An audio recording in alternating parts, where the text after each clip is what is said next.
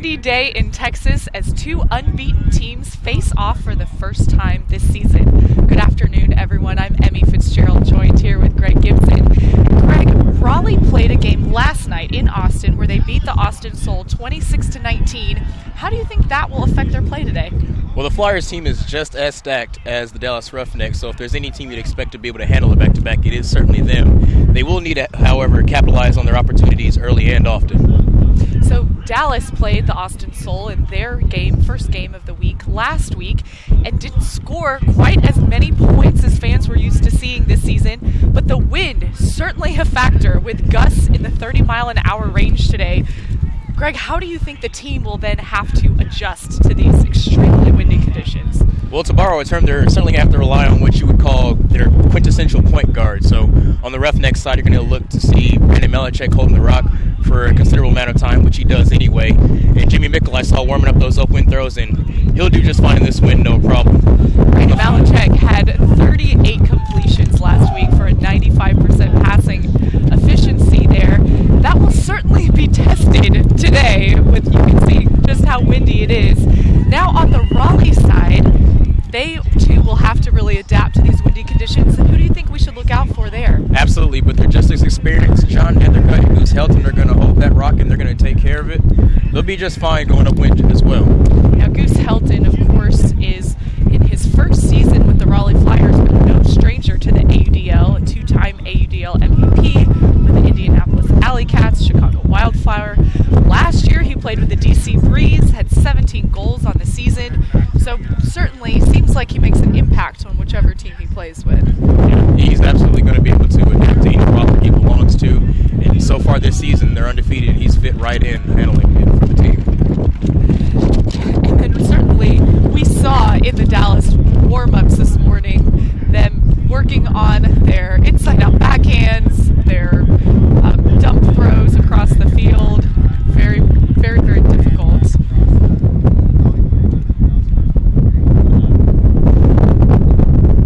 And now we actually have a Roughnecks player, Matt Bennett, who will be singing the national anthem. So we will get you tuned in to that. He does a great job. We're going to go to break, and when we come back, we're going to have opening poll here with the Dallas Roughnecks.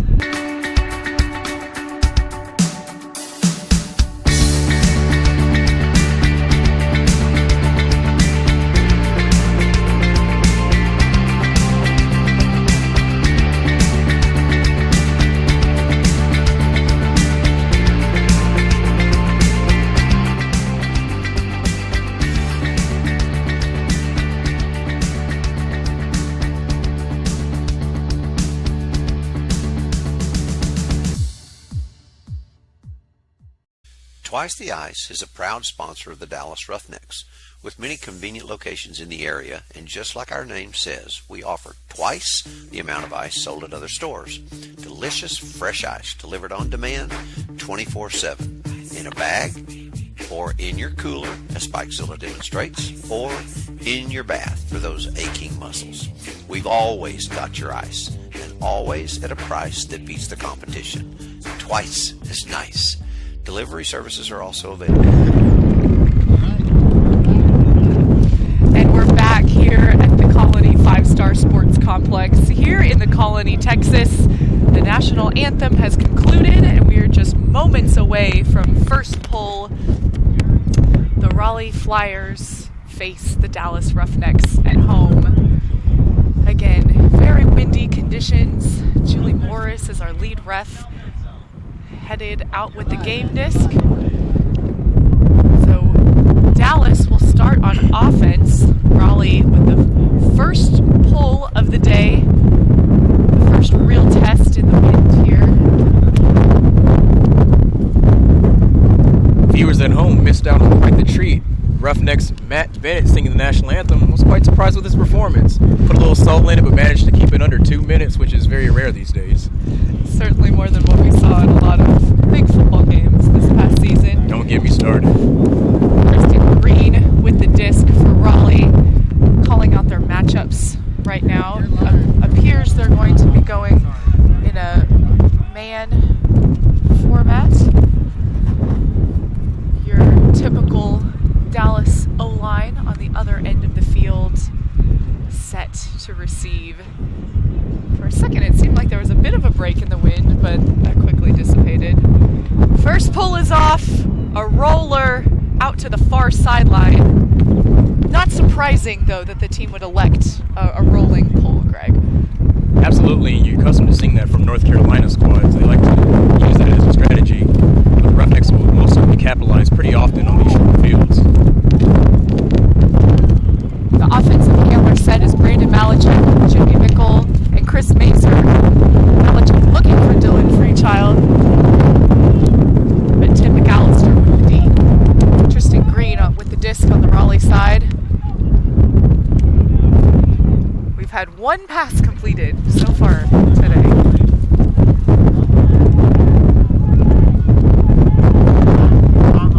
Brandon Malachek to Abe Coffin to Mazer. Mazer looking in the red zone for Coffin, over the top. First score of the day. Mazer to Coffin. You look to see a lot of those high releases throughout the game today. And sometimes it almost seems that it's more difficult to throw downwind even than the upwind. Definitely, it's pretty hard to, in that scenario, to read just how far you're going to launch that disc. Spoke to the Flyers staff, and they mentioned how they're personally much more comfortable working upwind than they are downwind.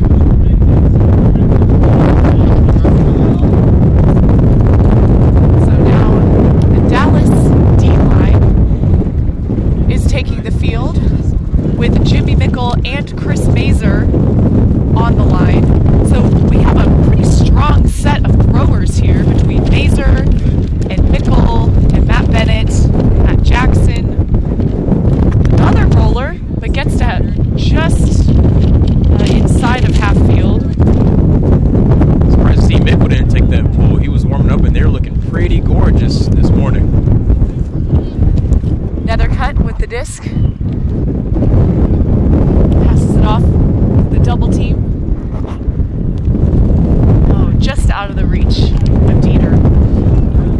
Dallas disc, Mazer on the near sideline. Right out of the reach of Bennett. Now Raleigh on the goal line with a big scooper, Nethercutt over the top. Woo! And it is caught by David Snoke in the back of the end zone. We're tied at 1-1 here in the first with 10:46 left remaining. Matt Bennett giving Nethercutt a hard time for taking one of his vintage plays. Bet Bennett wanted to be the first one to pull one of those out of the hat. Right, you wouldn't expect a scooper from someone else to be first out of the game than Matt Bennett, certainly. How do you think the more non-traditional throws will make a difference in the game today, Greg? I think both teams are going to look to pull them out pretty often. In fact, watching the Roughnecks warm up, when those upwinders weren't going quite their way, it seemed like they wanted to just go ahead and skip on to the upside-down throws for the warm-up. Saw a couple nutmegs in warm-ups too, didn't we? Absolutely. Plenty of hammers as well. So now Dallas O-line back on the field. We've yet to have a pull go past midfield. That is how strong this wind is with some of the best throwers in the game. Malachek to pick up the disc. You have Mazer as his dump. Malachek looking big for Marshall, and that's a quick score by Kai Marshall in the end zone. Now it's 2-1 Roughnecks with 10:38 left in the first. That's just textbook from Malachek. You know if you give him the backhand, there's going to be trouble for you. He and his wife alike have that backhand. Yes. Brandon Malachek's wife, Julie Malachek, has an equally scary backhand. What is also equally scary is to think who is going to break first, because it's a long, long distance to that other end zone, given how far the polls are going right now. That team will have to have some pretty stellar small ball or a very beautiful upwind throw to get down. So the Dallas D-line back on the field. Matt Bennett with the pull, a roller going past half field, right outside of that Roughnecks logo.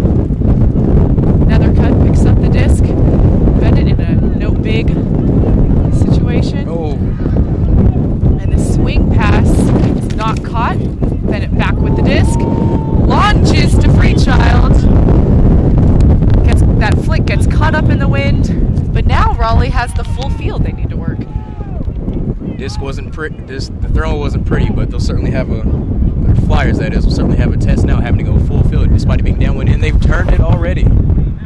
Brian Casey to Terrence Mitchell, incomplete. Dylan Freechild picking up the disc on the far sideline.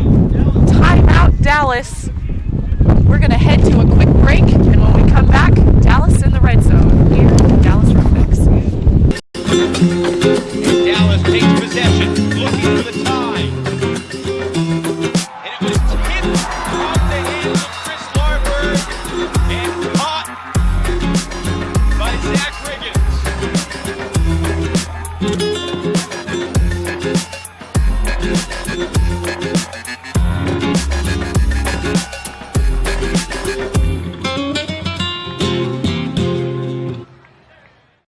What does the most experienced advertising agency look like? Miller's senior staff brings an average of 18 years of experience to each meeting. 18 years. We know what works and what doesn't. Media and digital plans based on proven past performance. Creatives that sell first and never worried about awards or accolades. An account service that can lead your business based on 18 plus years of success. Our team is ready to join your team. And we're back at the Colony 5-Star Sports Complex. I'm Emmy Fitzgerald, Braden Malachek to tap the disc in from the timeout called in the red zone. As a reminder, in AUDL, you can make substitutions on timeout, so a lot of teams do that pretty strategically. Swinging around to Mazer. Mazer looking to Malachek. Malachek with the big fakes to Mazer. Flyers doing a good job of minimizing the damage on those break throws. Not getting much so far. And just as I say that, big outside in backhand. Dalton Smith catches it to Mazer. Stanley Peterson with the score. Dallas's first break of the day. 3-1 Dallas. 9:39 left in the first quarter. if you're familiar with Texas A&M does an ultimate, the men's squad, you are not surprised to see Dalton Smith throwing that from his butt. One throw later, we have our first break of the day. And great hand-eye coordination on the part of Dalton Smith. That was not an easy pass to catch. But then a lot of times, players will then throw that pass away after they catch it because it's been something so difficult, especially in these windy conditions. I'd expect nothing less from either he or Matt Bennett to do something loopy just like that. So with Dallas up by 2, Raleigh working it up the full field, upwind, another cut in the center of the field. Over to Snoke. Snoke then to Fairfax. Fairfax back to Nethercutt. Big backhand, just out of the reach of Dan Emmons. Justin Allen picks it up, sends a big upwind flick. It is not, the pass isn't completed. Dieter now nearly came down with it, had fingertips on it, but just couldn't bring it down. Jimmy Mickle with the big flick. Oh. Right outside the fingertips of Matt Bennett. Noah Saul close by. Made it a contested throw, but a throw that Jimmy Mickle certainly had to take as soon as he caught the disc. After taking that bump, Bennett's got to get right back on the market and play hard D. Noah Saul being double teamed by Dallas. Sends a big outside in flick. Allen not completed. Huge opportunity here for the Roughnecks in the short field. So Bennett will pick up. And that downwind backhand, it just drops out of the reach of Dalton Smith.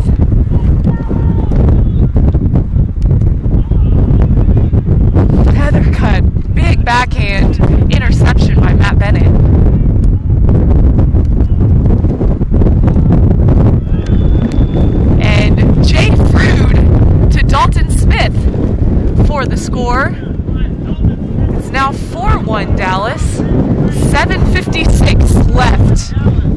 first. That's Fruit's first assist of the day. Timeout called. We'll be back after a quick break.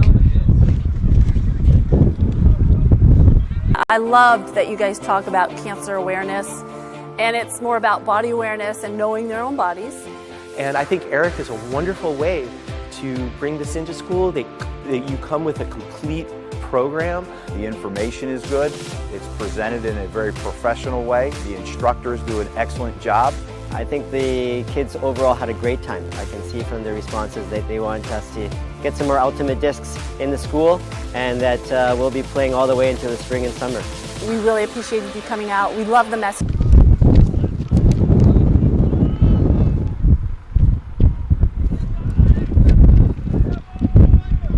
Just too much sauce on that one from Nethercut.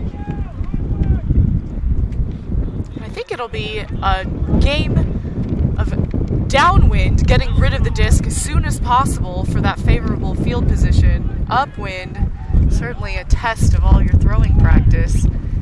Casey Hogg to Kevin Christian in the end zone. Kevin Christian to Ben eBay Lewis to get it out to Chris Larberg, to Abe Coffin.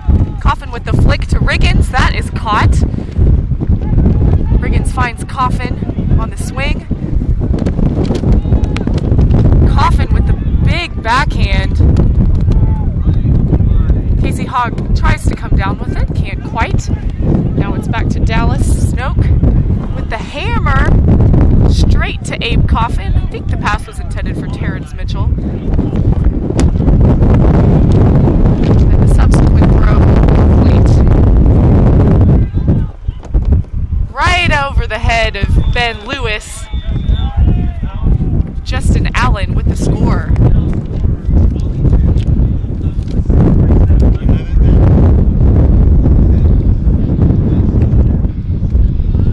The key will be for the Flyers, how soon can they break back? Downwind was no problem relatively, but how soon can they break back? Exactly.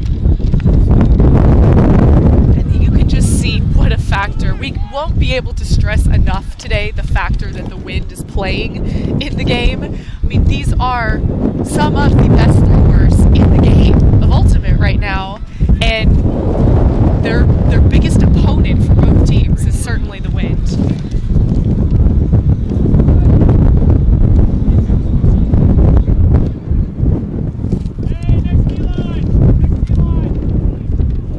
So now Dallas back on offense, pull to the far sideline but lands inbounds.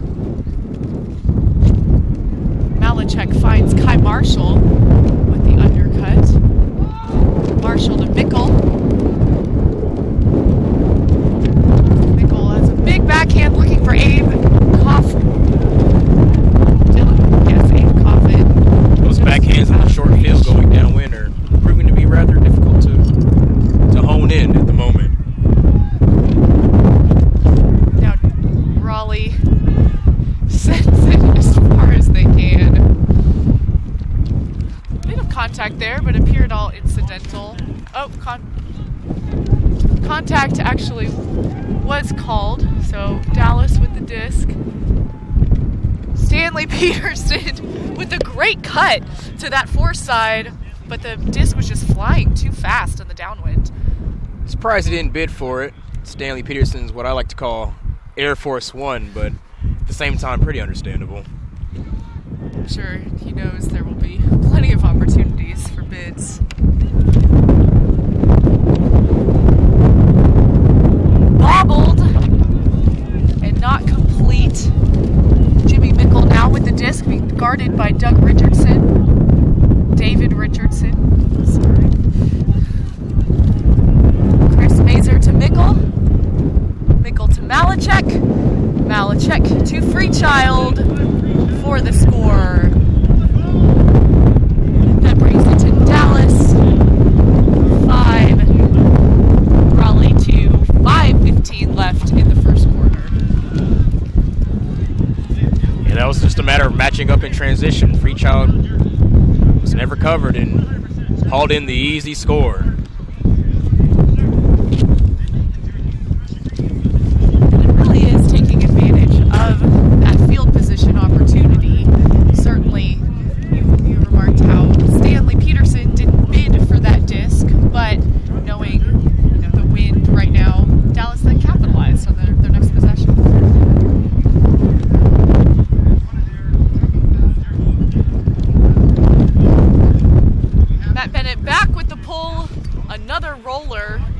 Probably the traveling farthest one so far today. I'd say that was about a 45, 50-yard pull. Nethercutt with the big backhand, looking for Terrence Mitchell. Will it stay in bounds? No. In fact, it flies over the boundary fence here at the Colony 5-star. Dan Emmons was last back on that defensive front, the team's leader in blocks last season. I'd expect to see him match up with Terrence Mitchell fairly often today. Chris Mazer to Jay Frood. Dallas trying to get the disc out of their end zone.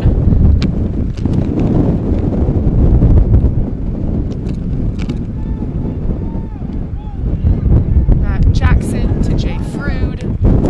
Jay Frood back to Bennett. Bennett with the flick, looking for Peterson. That's tough to catch. At that point, it's just looking for as much distance with the hopes of a completion. Pretty much.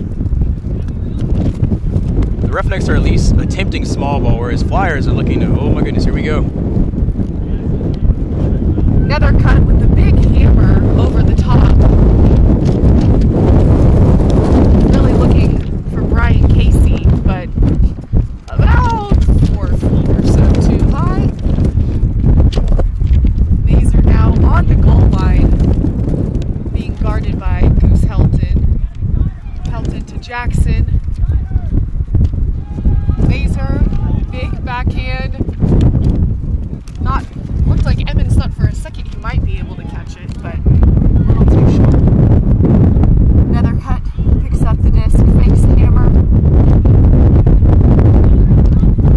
Throws a high release flick. Matt Bennett, probably the shortest of the group, but with the best position. Frood to Mazer. Mazer launches a backhand, looking for Dalton Smith. Contested. Certainly a foul there. Pass interference called on Brian Casey. Dalton Smith keeps the disc about 10 yards outside Dallas goal line. Now to Mazer, finds Matt Jackson, unguarded. The disc is floating, floats outside the end zone. Jackson to Frood. That's 6-2 Dallas, 2:42 left in the first.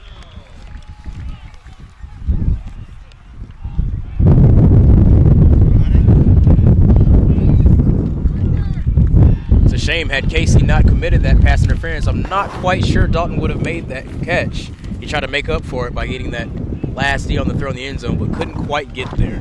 That was an impressive backhand, though, from Chris Mazer. Probably a 30-yard backhand or so into this biting wind. ECO throwers are not afraid to take risks in this wind. They're very much confident in themselves, and they have every reason to be.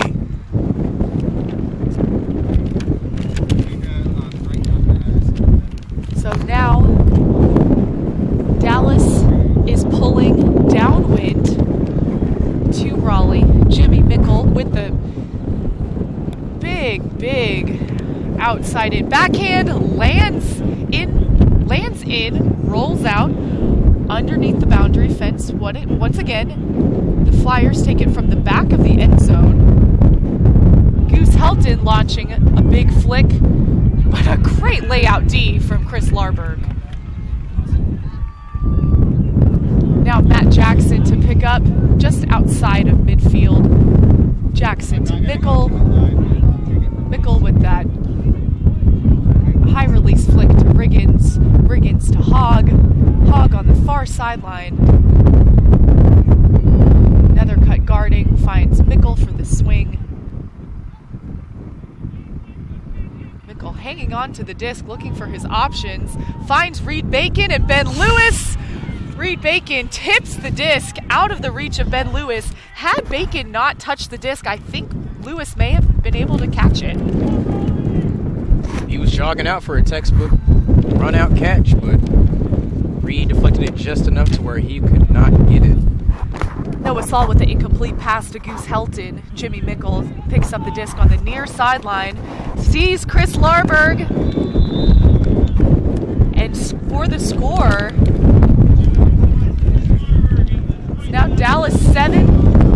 2 in the first quarter. Tristan Green was close by there. It almost seemed like Larberg was baiting the goal a little bit, set up for a D from Tristan Green. Playing with fire a little bit, but in the end, he winds up with the bookends after a beautiful layout D.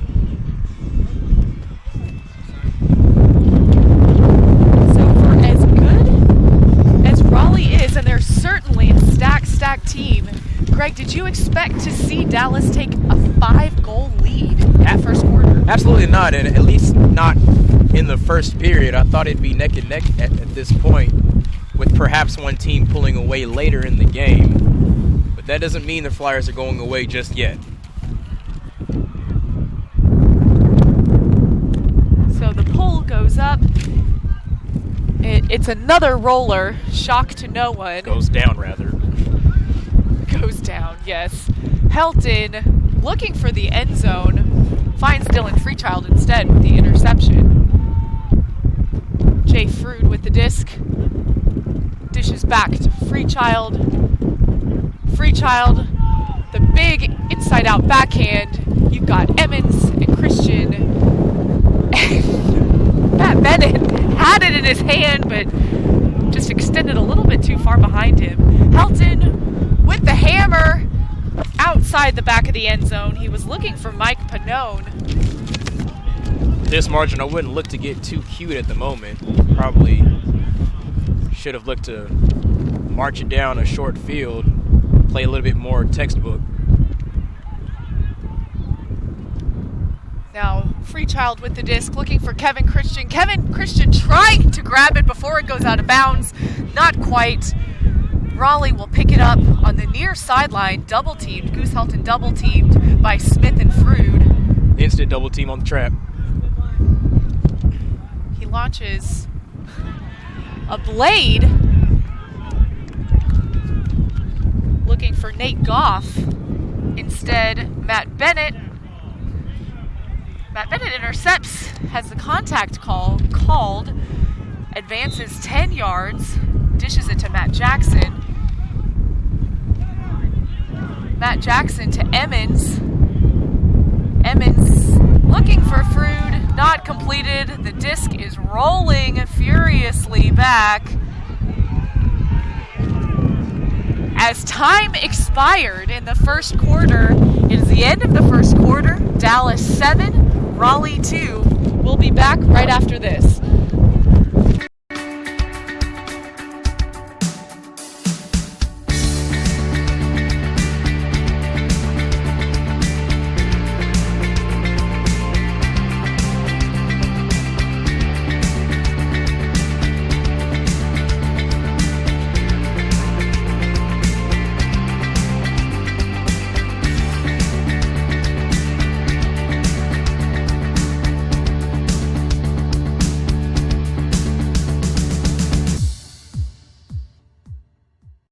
Twice the Ice is a proud sponsor of the Dallas Roughnecks.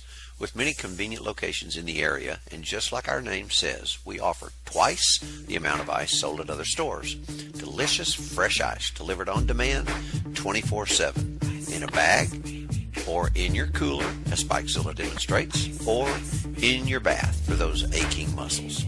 We've always got your ice, and always at a price that beats the competition. Twice as nice. Delivery services are also available. Check us out at besticetogo.com and enjoy the rest of the game. And we're back at the Colony 5-Star Sports Complex. It's the end of the first quarter. Dallas against Raleigh. Dallas leading 7 to Raleigh's 2. I'm Emmy Fitzgerald alongside Greg Gibson. Greg, how do you think the wind has really played a factor? How has Dallas been able to play and gain a lead in spite of the wind in this first quarter? Really, I think it's a matter of Flyers cleaning up their own game. They seem a bit out of sorts when it comes to transitioning defensively on those turns. Not very quick to get their matchups. Offensively, taking gambles that they really don't need to take with this 5-point margin that they're facing. What do you think about the Raleigh various hammers and scoobers that they've thrown up just right away once it's a turnover? Very inappropriate, like I said, for this margin. I think they need to take the time, especially with the short field, to to see what's out there in terms of just marching it down the field, but they haven't even attempted to really scan the field and look for those opportunities. Instead, kind of just trying to rush the comeback, so to speak. And there was actually a call on the play with 10 seconds, actually 4 seconds remaining. So Raleigh will take the disc on their goal line. Well, I wonder if it had anything to do with when the Roughnecks turned at the last second, the disc was rolling in the Flyers' favor. Dalton Smith was, with a little gamesmanship, pretending to want to pick up the disc, but was blocking the Flyers essentially from picking it up and making a quick throw to the end zone. I think that's exactly what happened. Raleigh then calls a timeout, very strategic timeout, trying to get another goal before the end of the first quarter. If you're Raleigh, what play do you think they're going to run here right now, Greg? I'd imagine they try to ISO somebody, get some space. It's been pretty crowded in the transition when both teams have looked to throw it in the end zone. So hopefully they're looking for something more spacious. Not a lot of bodies in the area of the throw. Back to that call made just before the end of the quarter. I'm not so sure the refs made that call in time. I feel like they had quite a bit of discussion after the Flyers players and the staff complained. You got to make that call sooner if you're going to make it. And that's the challenge with a new league and situations that are new. I have a feeling these refs haven't faced a call like that before and just kind of getting used to those scenarios. I do wonder what the call was exactly. To me, it just felt like a loophole in the rules. Gamesmanship by Dalton Smith by pretending he was going to pick up the disc and just blocking it away. Keep letting it roll so then let the time run out. Now Nethercutt has the disc on the goal line. You have Evans and Smith setting up with the double team. That does leave one defender unguarded. Poach in the back corner towards the right. Ooh, too easy. And Nethercutt completes to Jacob Fairfax to narrow the Raleigh deficit to 4. It's now 7 Dallas, 3 Raleigh, with 2.8 left in the first quarter. And that's a situation where that poach essentially gives some options. You have the double team, which is certainly threatening, Dan Evans there, but then allows for some additional looks because not everyone can play as close to their man. Thing is, the completion I don't think was even to the poach. There was a poach in the back right corner of the end zone. That man, the one who scored, was essentially covered, but just too much space and too easy of an inside backhand. That was Jacob Fairfax's first goal of the day. Only the third for the Flyers. Now Justin Allen with the big flick huck. Just past midfield, barely past midfield. Chris Mazer coming up to the disc. Lone handler facing a double team. Looking for Dalton Smith in the corner of the end zone. Not quite. The buzzer sounds. It's the end of the first quarter. For real this time. Dallas 7, Raleigh 3. We'll be back after a short break. Dallas takes possession, looking for the tie. And it was tipped off the hands of Chris Larberg and caught by Zach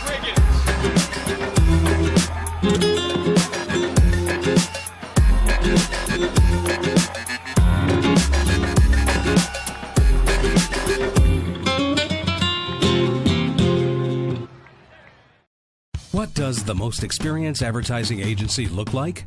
Miller's senior staff brings an average of 18 years of experience to each meeting. 18 years. We know what works and what doesn't. Media and digital plans based on proven past performance. Creatives that sell first and never worried about awards or accolades. An account service that can lead your business based on 18 plus years of success. Our team is ready to join your team.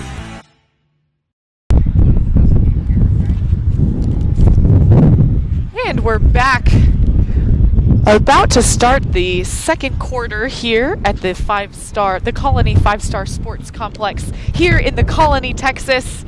I'm Emmy Fitzgerald alongside Greg Gibson. Thank you for tuning in on Facebook. Please leave your comments.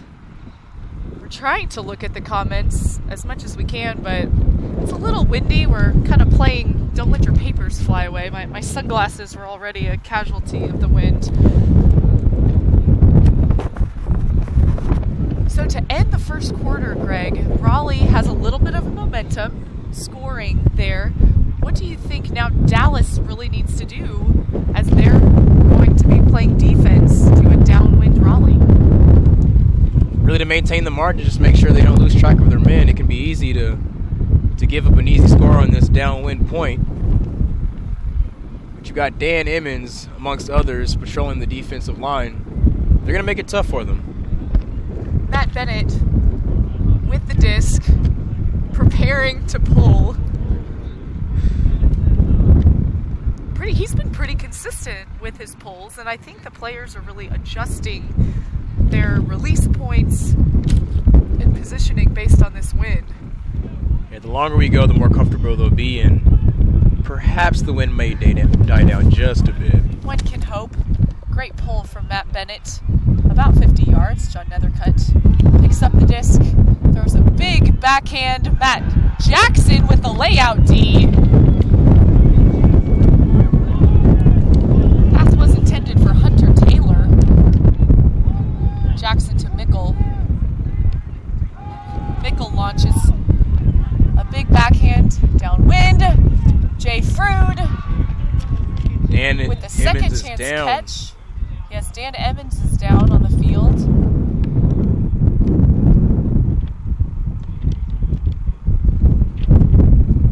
Injury timeout called.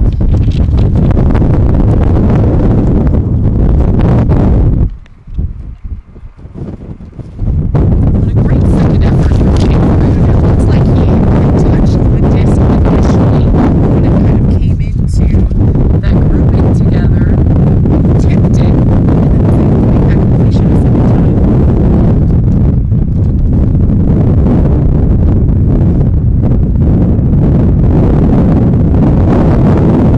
This appears to be okay. Might have just taken a stiff body shot. Perhaps the wind was knocked at him momentarily, but I imagine he'll be back in the game later on.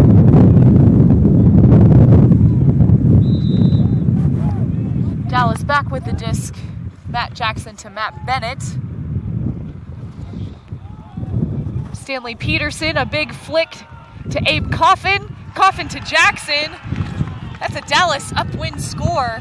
Dallas 8, Raleigh 3. 11:19 left in the second. That's a great snag by Abe Coffin. Out of position. Terrence Mitchell thought he had a free D right there, but Abe Coffin coming out of the periphery area to snatch it and to throw in the score.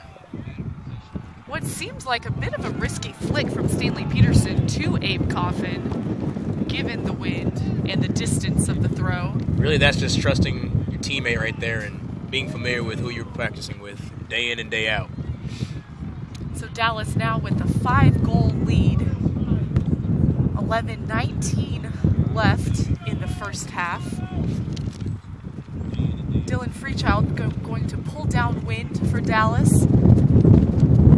Huge soaring backhand. Looking to stay in bounds, but it will not.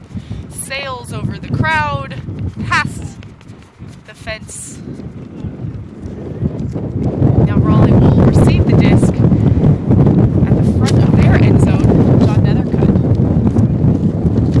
Roughnecks are going to look to utilize their depth from this particular point. And actually moving to the brick mark.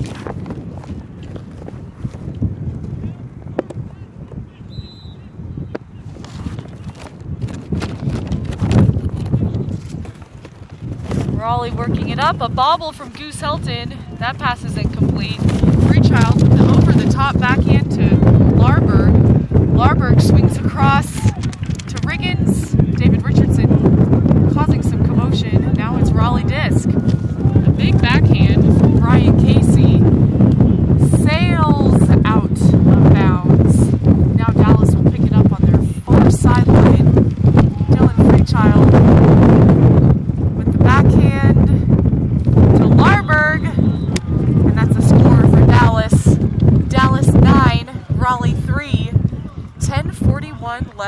the second. Once again, just poor transition to defense by the Raleigh Flyers. Had all day to transition. The disc is floating out of bounds. You got to find someone in that transition.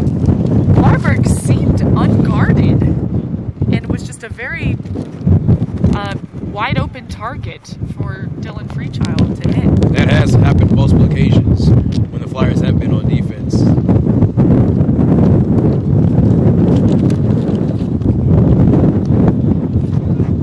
That will be Chris Larberg's third goal of the game.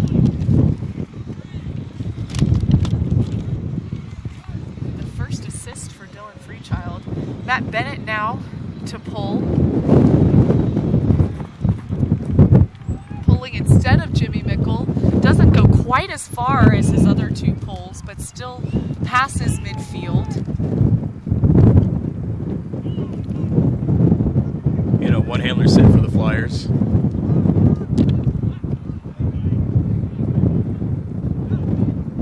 Node back over to Snoke. Snoke then looking. And that's a goal! Panone was left alone from his initial cut. Made the catch, dumped it off, and seized the opportunity to find it in the end zone. Matt Bennett picked him up far too late. And that's the type of passing efficiency that Raleigh really needs right now, is looking for those quick throws in those opportunities where they're maybe not guarded. If they lay off the cute stuff and keep it textbook, I'm sure they'll at least not make the margin any larger than it is now, if not catch up. But still yet to see an upwind break from them. I'm sure they're very hungry for that upwind break. Justin Allen again with his flick pull. You can see how much the disc soars and then just drops inside of midfield. Chris Mazer to pick up the disc for Dallas. You have Brandon Malachek in the dump position. Kai Marshall now with the disc in the center of the field to Freechild. Freechild looking dump for Malachek. Malachek with the big fake around. Flick to Jimmy Mickle. Sees a striking Freechild, doesn't hit there. Instead, finds Stanley Peterson at the back of the end zone, a bobbled catch, but it is completed for the goal. Dallas 10, Raleigh 4. That's just beautiful vision on the part of Jimmy Mickle to see Stanley Peterson hanging out in the back unguarded. Flyers once again falling asleep on defense, leaving a man or two open. And that was great patience on the part of Dallas. Not to rush the disc either, working on a lot of handler movement and then capitalizing on an open player in the back of the end zone. Now, to be fair, that's a tough throw to make. Tough for us, but not so much Jimmy Mickle. But that's probably why they were able to leave him. They maybe would leave Peterson in the back of the end zone.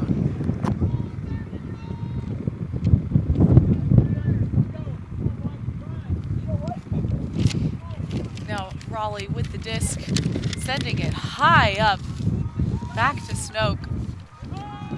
Snoke with the flick in the air, and completed to Jeff Nordgren. Don't think it was necessarily intended for him, but he was in the area and took advantage. Just have to be aware of that trash and really capitalize on that. Snoke having a commanding presence for Raleigh on that handler side.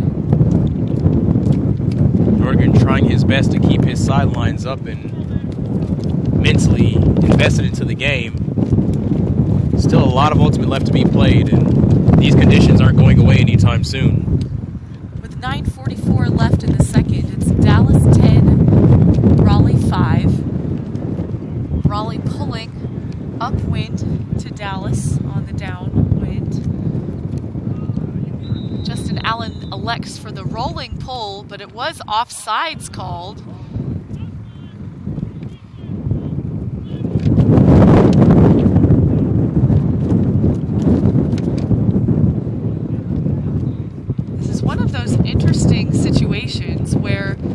Raleigh actually is going to gain yardage on the pull as a result of the offsides call. Okay, good. Nope, they're not. At first, Malachek thought he would be picking it up at midfield, but is actually in the center of the field where the pull hit. Initially, it landed on the far sideline. Malachek guarded by Tristan Green. Dumps it off to Mazer. Mazer to Peterson. And a contact call on Justin Allen. Peterson advances the disc 10 yards. I think Allen's complaining that Peterson's throwing elbows while he's holding that disc. And Peterson to Coffin for the score. It's 11-5 Dallas, 9:21 remaining.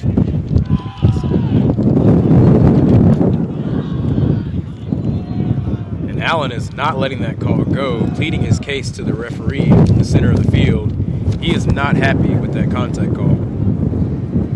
Julie Morris, the lead ref, actually lived in Raleigh for several years before moving to Dallas, so she's good friends with a lot of the players, knows a lot of the players on the Raleigh team, so I think sometimes they might try and curry some favor.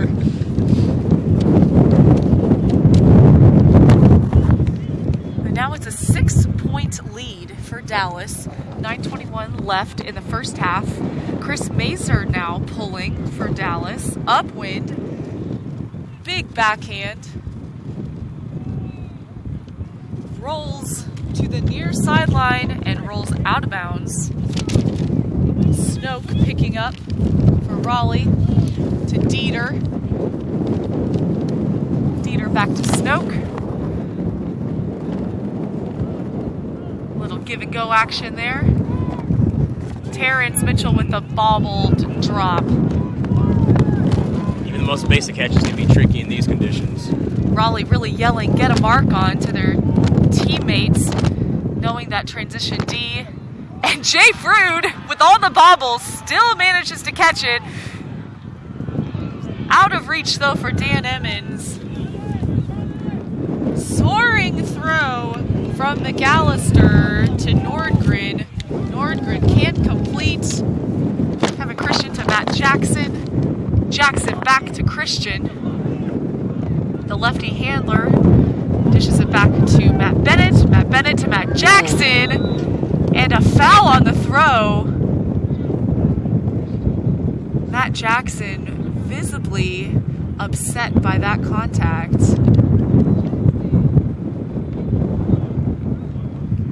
He is in a lot of pain. This might not be good. It's definitely not good, but it might be. There might be a break in that arm there. Matt Jackson holding his forearm. That arm looks limp. There, he might have something broken.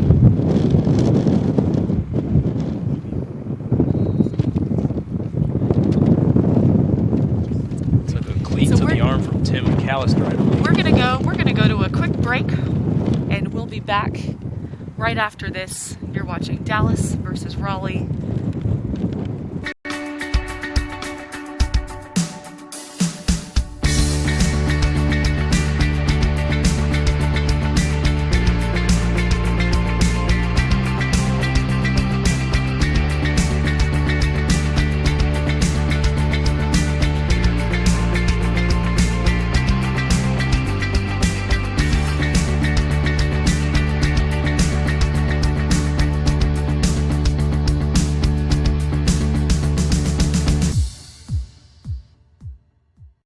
Twice the Ice is a proud sponsor of the Dallas Roughnecks.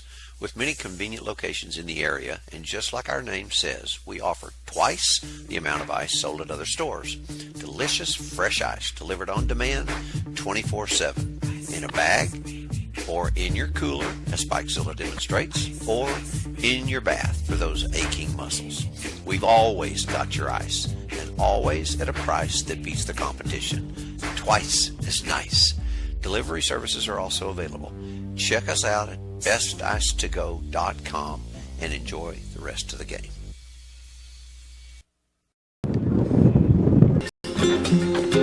Dallas takes possession, looking for the tie. And it was tipped off the hands of Chris Larberg.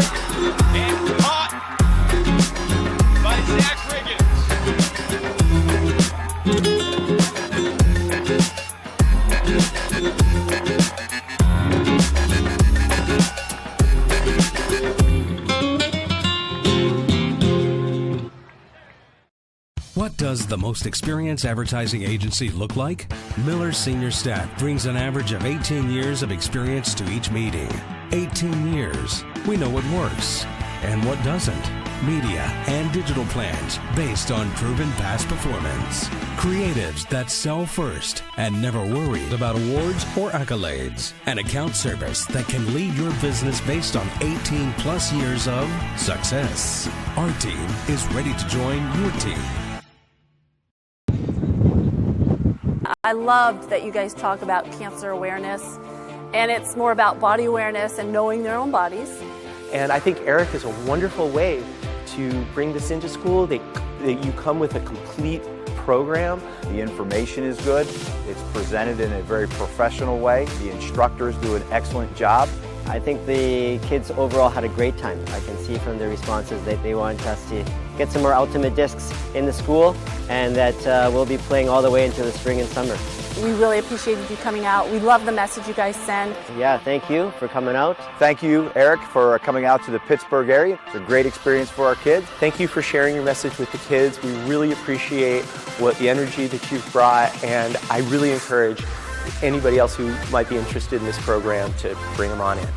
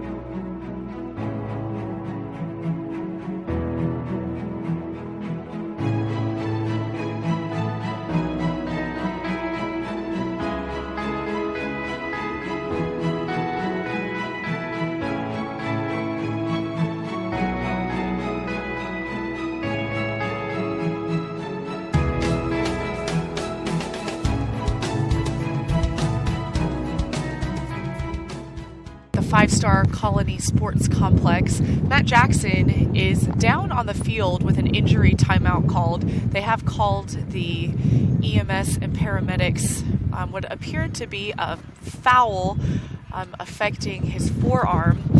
While we're waiting for Matt to receive medical attention, though, we are going to take a look at the top 10 plays of the week from the AUDL, and we'll bring you an update on his injury later in the game.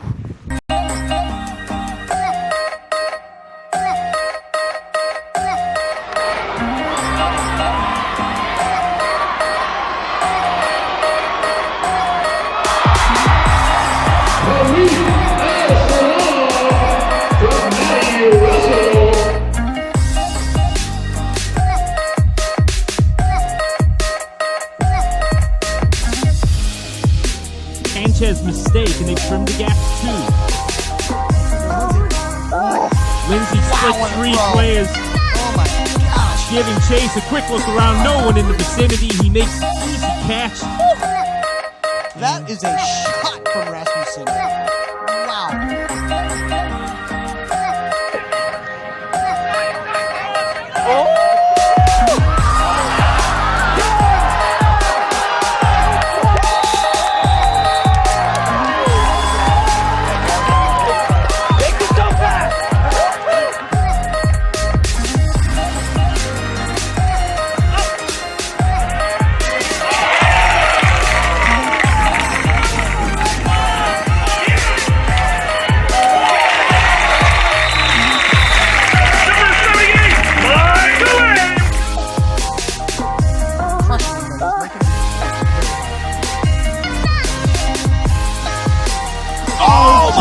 Tremendous catch by Joel Schlack at his 5th goal of the day, and you don't see any better than that.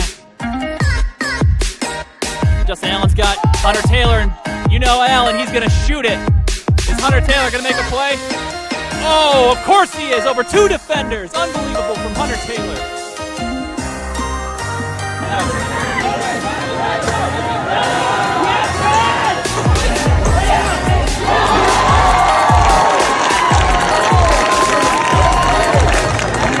Matt Jones, the pitching.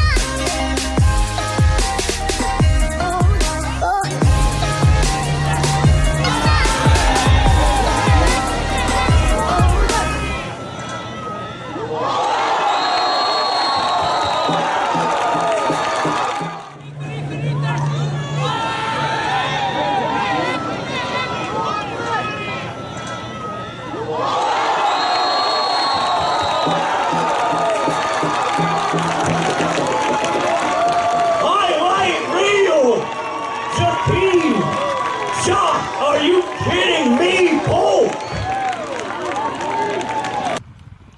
And we're back in the colony where the paramedics are on hand to take Matt Jackson to the hospital. If you're just joining us, he was going up for a big backhand huck and appeared to be fouled by one of the Raleigh players. Immediately could tell something felt off with his forearm. He was grabbing his forearm. We've been in injury timeout ever since. Luckily, one of the sponsors for the Dallas Roughnecks is Dr. Chris Miller, an orthopedic surgeon in the area and incredible supporter of the team. He is on field with the Roughnecks staff as well as the emergency staff, updating them on Matt's condition. Matt, as you know, was the Iron Man for the Roughnecks last season, playing in every game. Huge impact on the field. Super nice guy to boot. And we certainly hope the best for him. And we'll provide an injury update on his condition as soon as we're able. He's kept his arm very still.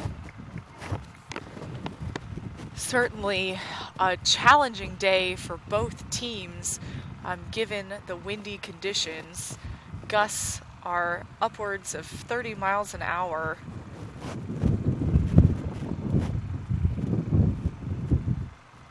Matt Bennett is very tough.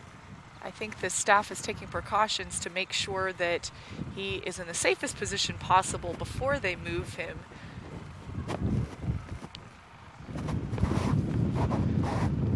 On a positive note, he is talking, and he did give a thumbs up to both sides. We will definitely take that thumbs up. That is really awesome to see. As you know, Dr. Chris Miller gained some notoriety in the ultimate community from the fact that he was Bo Kittredge's doctor when Bo was on the Roughnecks last season. In addition to knees, he's a full orthopedic surgeon, so is familiar with shoulders and knees and elbows and fingers and toes and ankles. So in an unfortunate situation, it's really fortunate to have a resource like Dr. Miller, not only as a sponsor, but someone on site who can provide medical expertise right away. Now the Dallas teammates are bringing over Matt Jackson's personal items so he can have those as he heads over to the hospital. Do you know Matt is from Arkansas, drives in from Fayetteville, Arkansas for the various Roughnecks camps as well as the games. He has a lively group of support in Fayetteville and the rest of the state of Arkansas. I think we can go ahead and give the state of Arkansas credit for being Matt Bennett supporters. And I know you guys are all cheering him on and concerned at home, but rest assured that he has been smiling and has really great care around him right now. So we're just making sure that he's moved safely.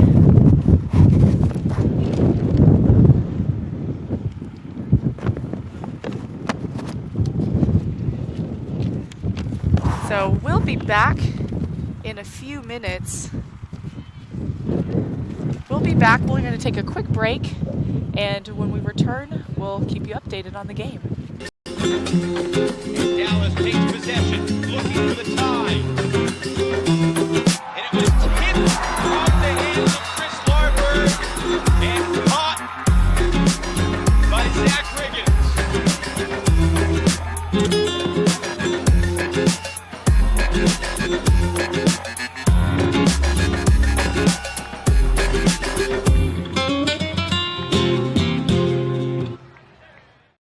What does the most experienced advertising agency look like?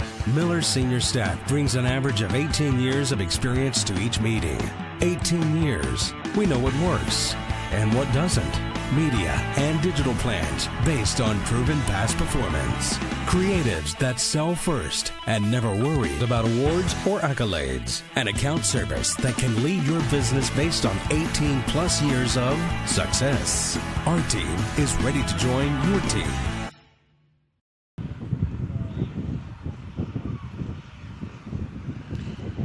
And we're back on the field. They're preparing to put Matt Jackson on a stretcher or walk if he can, keeping him very steady right now. In case you missed it, Matt Jackson may have injured his forearm on a huck attempt, a backhand huck attempt when a Raleigh player stepped in his path of throwing. Matt Jackson, not only a leader on the team statistically, having played every game last season, but also an emotional leader as well. Very, very positive, oftentimes the first down on the pull. Definitely leads by example and is such a threat. He can play, he's a great receiver in the air. He's also great with his matchups in the air on defense, but then there's oftentimes a defensive handler as well. Defensively, in terms of his vertical game, that was by no means a secret. And at times with such incredible depth on this team, it surprises you to see him picking up the disc and initiating the offense on turnovers. He's really become a source of everything for this team. As we see Jackson rise to his feet, and the crowd gives him a hand, as well as both teams. Good to see him on his feet. And Matt Jackson now walking off the field. We've just received an injury report that Dr. Chris Miller will operate on Matt Jackson today. You see Dr. Chris Miller to the left of Jackson in the gray cap and khaki shorts. So the exact diagnosis of Matt's arm is currently unknown, but warranting surgery today. Thankfully, Dr. Chris Miller is available and able to do that with the hopes that that will have a speedy recovery. On a positive note, that recovery process can begin essentially tonight. Now, with a several minute delay in the action with the injury timeout, the players are consoling each other, giving each other high fives and hugs on the field. That is just certainly a jarring situation to see it happen so quickly. Matt Jackson, though, showing a lot of strength and being able to walk off the field. He's just a tough person, not only physically but mentally as well. As a result, there was a foul called on the play. Jimmy Mickle is subbing in for Jackson and will pick up the disc. Matt Bennett, the other handler, back with Dallas in a vertical stack. Chris Mazer coming with the dump. Big backhand to Jay Frood. Jay Frood with the layout bid, unable to catch it. Is now forcing sideline. Goose Helton comes and picks up the disc.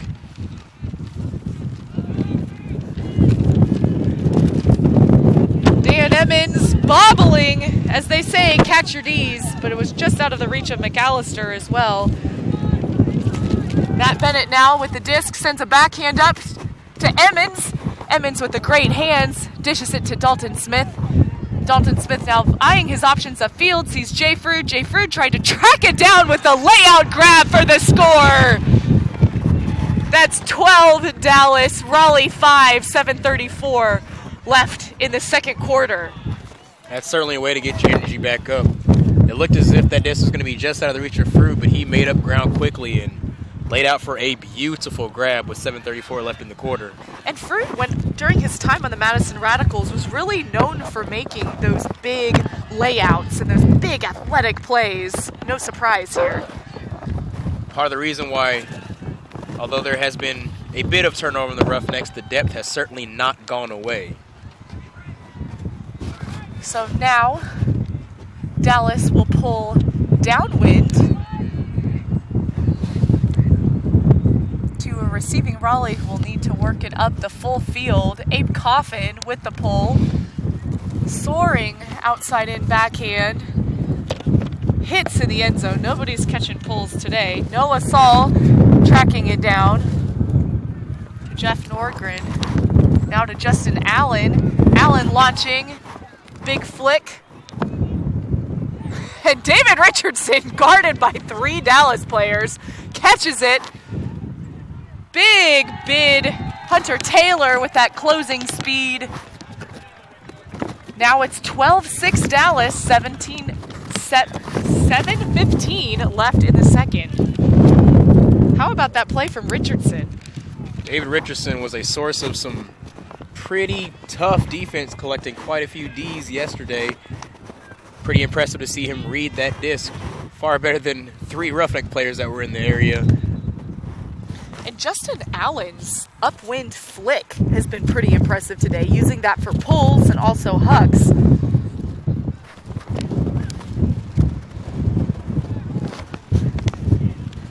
Now puts Dallas in the upwind on O position. Allen now with a very, very tall outside in flick once again. Malachek to Mazer. Mazer now to Freechild. Freechild looking for Mickle. Mickle snags it out of the air. Mickle dishes to Freechild. Freechild to Malachek. Malachek swings to the break side to Marshall. Marshall with the big fake looking for a dump. Dumps off to striking Mickle. Mickle looking for Coffin. And Coffin with the score at the back of the end zone. Just like that, the Roughnecks take another trip to the upwind end zone. That's the thing about taking risks on layout Ds. If you don't calculate it quite right, you could leave your man open to a free huck, and that's just what happened. And the Roughnecks took advantage and kept rolling from there. And for those of you who watch from and maybe come from other sports backgrounds, it's similar in basketball, where coaches will instruct players not to make big bids for loose balls unless they know that they really have a hand on it, because then if you overplay it, you're really out of position then. Excellent comparison, Amy. Matt Bennett now with the disc to pull for Dallas, pulling downwind to the Raleigh offensive line. Another outside in backhand, lands in the end zone, is then corralled by Raleigh.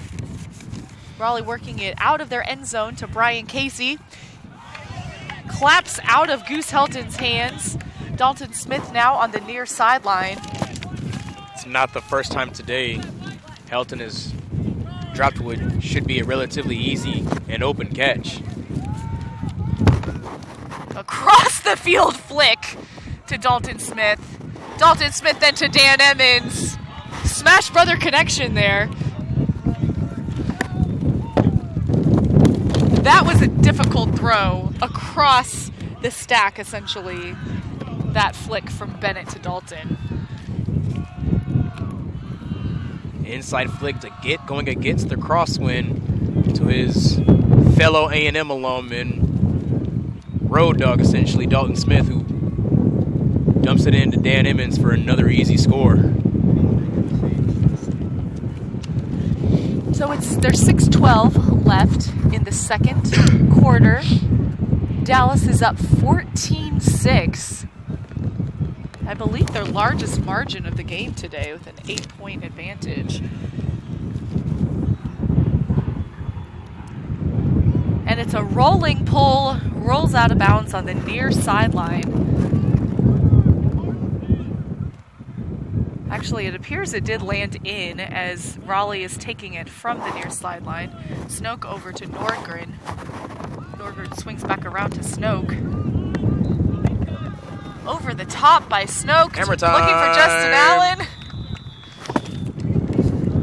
And this is an instance where the hammer paid off. Not many gambles have worked out for the Flyers today, but that one connected. But the energy for the Flyers, even after that beautiful hammer, is not all the way there right now. There certainly is a combination of adversity today between the wind for Raleigh. This is their second game in a doubleheader.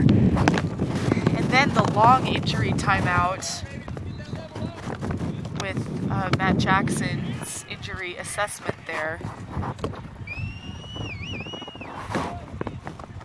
And the pull goes up by Tristan Green. It's a roller to the near sideline. Brandon Malachek with the disc. Contact call. Malachek will advance the disc 10 yards. Back inbound, swings it around to Mazer. Mazer with the outside fake. Over the top to Freechild. Freechild high release backhand to Mickle in the corner of the end zone, toes it in for the score.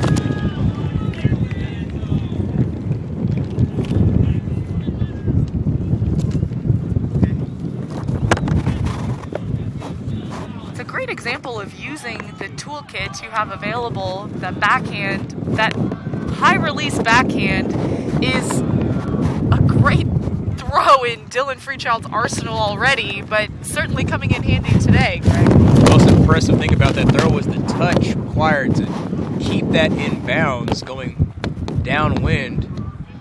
And of course, Dylan Freechild follows up with one of his creative spikes, more tame one, relatively speaking, for him, though. We've seen some ones that have really cracked a disc or two. Matt Bennett now with the pull for Dallas. He looks for a roller, looking for that far sideline.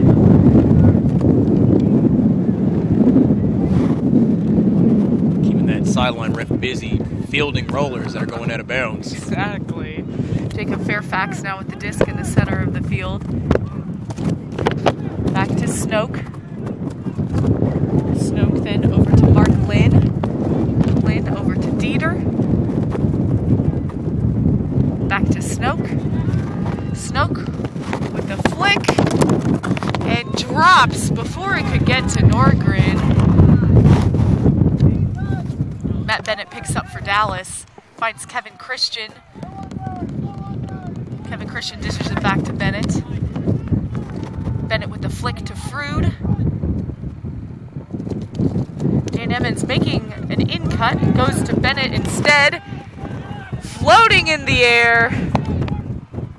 And Frood plucks that out of the air. Dan Emmons reaches for the stars and grabs that tall disc. Swings it to Smith. Smith then over to Jason Holleran. Holleran over to Christian. Christian with a big inside-out backhand. Out of reach for Dalton Smith, signaling, my bad, my bad. Just too close to the sideline for that throw. Snoke with the backhand. Kevin Christian taps that disc enough so it's out of the reach of Helton. Christian now picking up for Dallas. That lefty flick around to Abe Coffin. Bennett with the mid-stride catch. Back to Christian. Christian motioning, thought maybe Smith was cutting in. Frood cuts in instead, dishes it back to Christian. Dan Emmons at the back of the stack, but closely guarded by Terrence Mitchell, dishes it back to Matt Bennett. Bennett now inside flick to Abe Coffin. Air bounce off the ground. but that's not going to be completed to Smith. Quite the skipper there. Now Snoke will pick up at midfield. Snoke then tries to dish to Mitchell, out of reach. Now Bennett to Smith. Smith back to Bennett. Finds Jay Frood. Jay Frood to Holleran. Holleran with a diving reception. Finds Kevin Christian. Fakes over to Abe Coffin. Oh, just out of reach, Matt Bennett. Matt Bennett thought he might have it. Lynn would now with the disc. Lynn sends a big flick, looking for Jacob Fairfax, but just out of reach. Quite out of reach, should say. Kevin Christian motioning for his teammates to come back as he'll pick up the disc on the goal line for Dallas. Timeout called for Dallas. We'll be right back after a quick break. You're watching the Dallas Roughnecks versus Raleigh Flyers.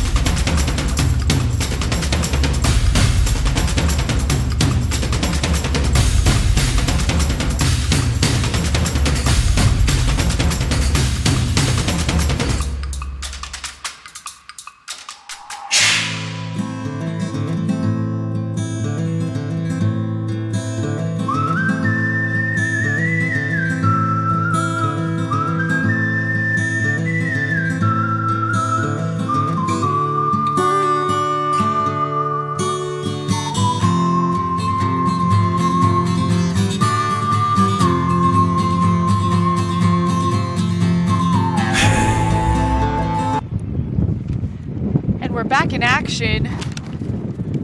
Disc is up in the air. Tristan Green picks up for Raleigh right outside the end zone. Dishes it over to Noah Saul. And now that is 15-8 Dallas with 2:09 left in the first half.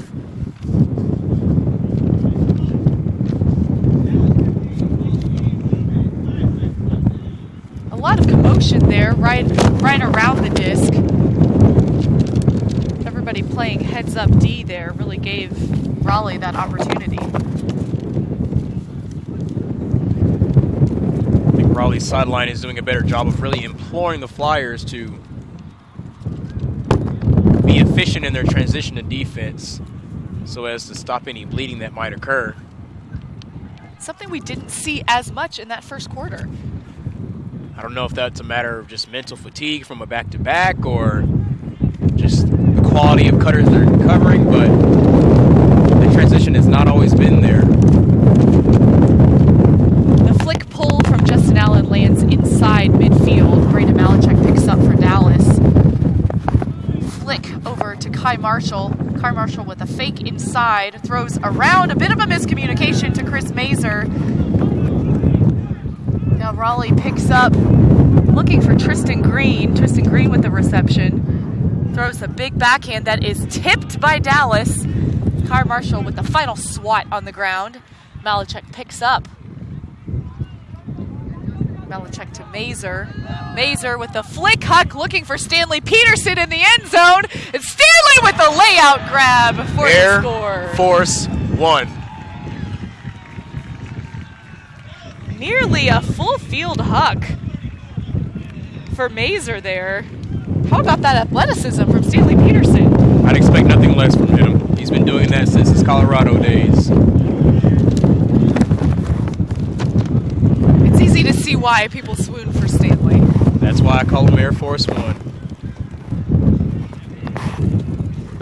So now that puts Dallas at an 8-point advantage with 1:34 left in the first half.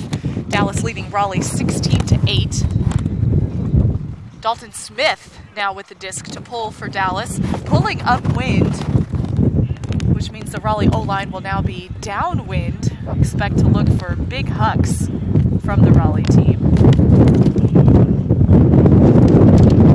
And probably to prevent those big hucks, it's a soaring backhand inside midfield on the sideline. Snoke now picking up the disc. Casey Hogg on the mark. Over the top, looking for Terrence Mitchell, but that just dropped a little too quickly for Mitchell. That hammer was definitely tipped on its way out of his hands. Kevin Christian now picking up the disc for Dallas. Big fake outside. Throws again. Dalton Smith with the diving grab. Looking for Ben Lewis. Ben Lewis falls to the ground but manages to catch it. Dishes it back to Smith. We're under a minute left in the second quarter. Dalton Smith with that outside and backhand. All the trash. Nethercutt ends up catching it. Sends a flick huck looking for Goose Helton, but it drops before Helton can make the reception. I think it sat rather beautifully. Goose was just a step too slow to get there. We're at 35 seconds and counting left in the first half. Dalton Smith picking up the disc to tap in on the goal line. Oh, just out of the reach of Reed Bacon. Now Nethercutt with 20 seconds left on the clock. Disc floating in the air. Finds Goose Helton. 16.2 seconds left. Second time's the charm for Nethercutt connecting to Goose. What a beautiful outside in backhand. And let's just take a second to recognize just how gorgeous Nethercutt's beard is. I don't think you'll find many beards as gorgeous as that in the game. I've been waiting to pull that one out of my head. Certainly very full. Would you say the quality of his beard matches the quality of that backhand? I think it's better than the backhand, quite frankly. Oh. The beard is the source of all his talent, I'm pretty Bold sure. words. Bold words. With 16.2 seconds left in the second quarter, Dallas is up 16 to Raleigh's 9. Justin Allen once again with the flick pull just around midfield. Just rolls back inside midfield. Chris Mazer to pick up the disc for Dallas. Backhand to Dylan Freechild. Dylan Freechild to Mickle. Mickle looking around. We're at 10 seconds. Big outside in flick to Evans. Bobbles in and out. Incomplete. 4.8 seconds left on the clock. David Richardson on the line for Raleigh. Double teamed. Launches a big flick huck straight to Kai Marshall.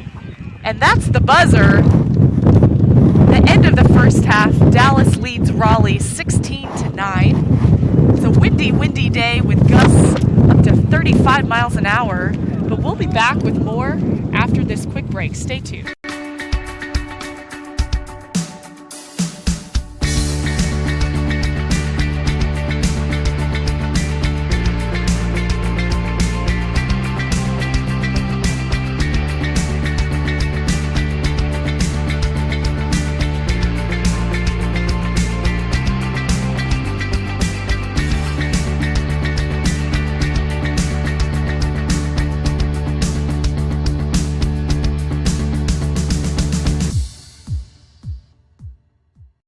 Twice the Ice is a proud sponsor of the Dallas Roughnecks.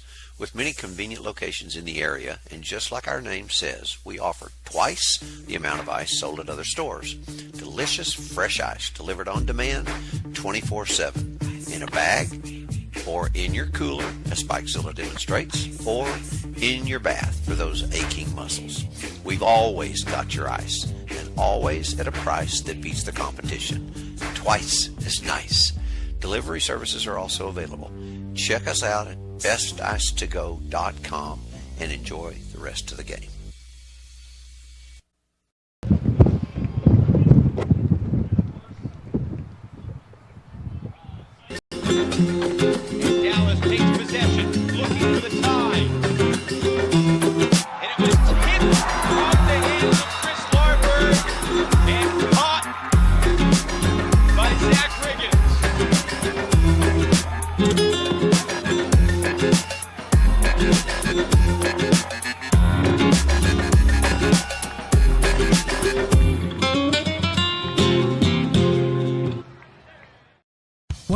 most experienced advertising agency look like? Miller's senior staff brings an average of 18 years of experience to each meeting.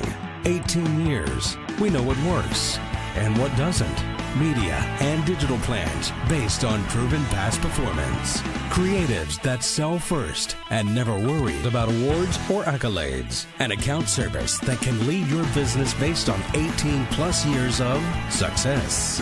Our team is ready to join your team.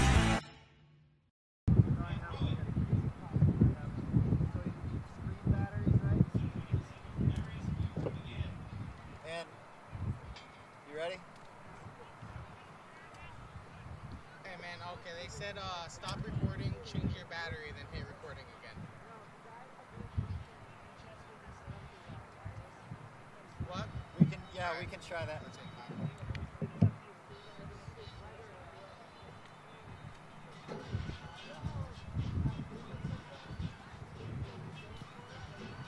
This piece with Eric is amazing to me. It's right in line with what we think is critical for kids, and that is to know their bodies. The kids have really gotten into having speakers here that aren't just their teachers. And I think the clinicians did a fantastic job. All the kids were engaged, none of them were distracted. They seemed to get into it right away. I just want to reach out to Eric and tell him, thank you for coming and sharing the message that our kids can speak up. Early recognition is critical, and I look forward to doing more things with Eric in the future.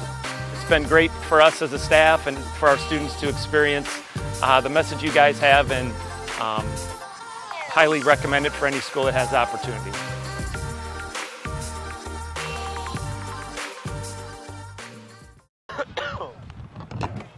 Alright, you got it? Okay. Do you need help or okay? I'm trying to decide. Are they coming up here for a halftime interview? Okay. Okay, awesome.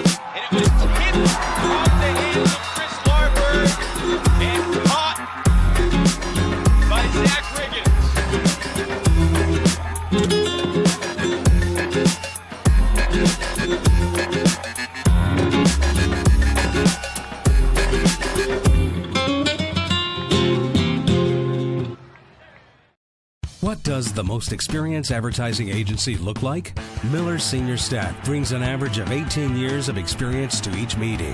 18 years. We know what works and what doesn't. Media and digital plans based on proven past performance. Creatives that sell first and never worried about awards or accolades. An account service that can lead your business based on 18 plus years of success. Our team is ready to join your team.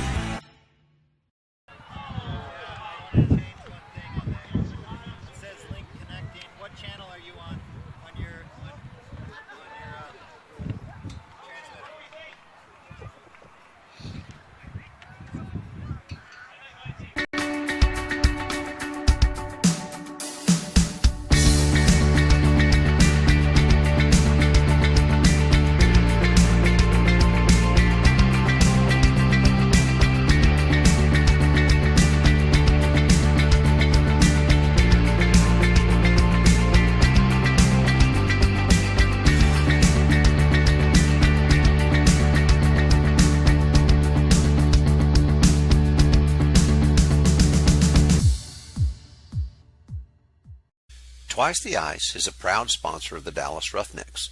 With many convenient locations in the area, and just like our name says, we offer twice the amount of ice sold at other stores. Delicious, fresh ice delivered on demand 24/7 in a bag or in your cooler, as Spikezilla demonstrates, or in your bath for those aching muscles.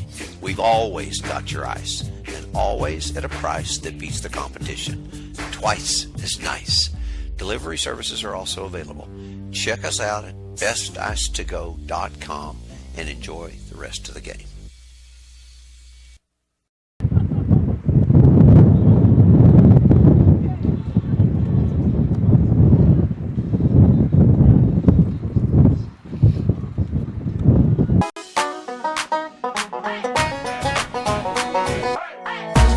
Give it right back to Bennett. Bennett with the scuba over to Slack. Exactly. That scuba over the top. We'll see that all take day long long to see it. in a beautiful feed. Finding Ben Lewis in the end zone to watch in terms of a chemistry and strategy standpoint, as that's a block from Matt Jackson. We got a hand on that. Goal threatening here, potentially to tie things up, and they're going to find a wide open, not anymore. The Stanley Peterson special. Wow, The how about grab out Peterson of the air. coming out of nowhere to snag that one. Nichols looking for a streaking Freechild in the back of the end zone with the pancake grab. And he's going to spike it up to one of our cameramen on the far side, giving him a little souvenir. Left on a the little night. present there. Thanks, Dylan. So Nichols to Freechild, that's going to be a combination that I feel like I'm going to talk about all season long. What about Slack? Laying out for the diving bid and making the grab. Finds Nichols about 3 yards out in the back of the end zone. It's going to find Freechild. Freechild now with 3 on the night. That one may have been the most impressive, being able to cut in front of a defender, make the grab, and then, of course, the traditional Freechild spike at the and the momentum of swinging completely in the way of the offense. And here's Peterson in the end zone, a diving effort to try and lay out for the D as Lucky Masola ended up diving across the front of Peterson, but Peterson had already made the grab. So the Roughnecks off to a quick start. This one trying to find it, actually completing it across the field pass to Dalton Smith. Break through that. Bennett throwing up a big. What a diving D from the Danimal, Dan Emmons.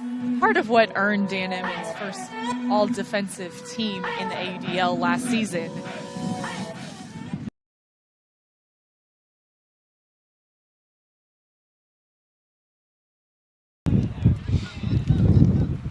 Welcome back to the Colony 5-Star Sports Complex here in the Colony, Texas, for the second half of the Dallas Roughnecks versus the Raleigh Flyers. Thanks for joining us this afternoon. My name's Emmy Fitzgerald alongside Greg Gibson. It is a windy day. That is the story of the day today, is that wind. with gusts up to 35 miles an hour. Greg, how do you think the wind has really been a factor today? Well, it's made for some clumsy ultimate at times. It's provided opportunities for both sides. It's just a matter of the Roughnecks taking advantage of those opportunities.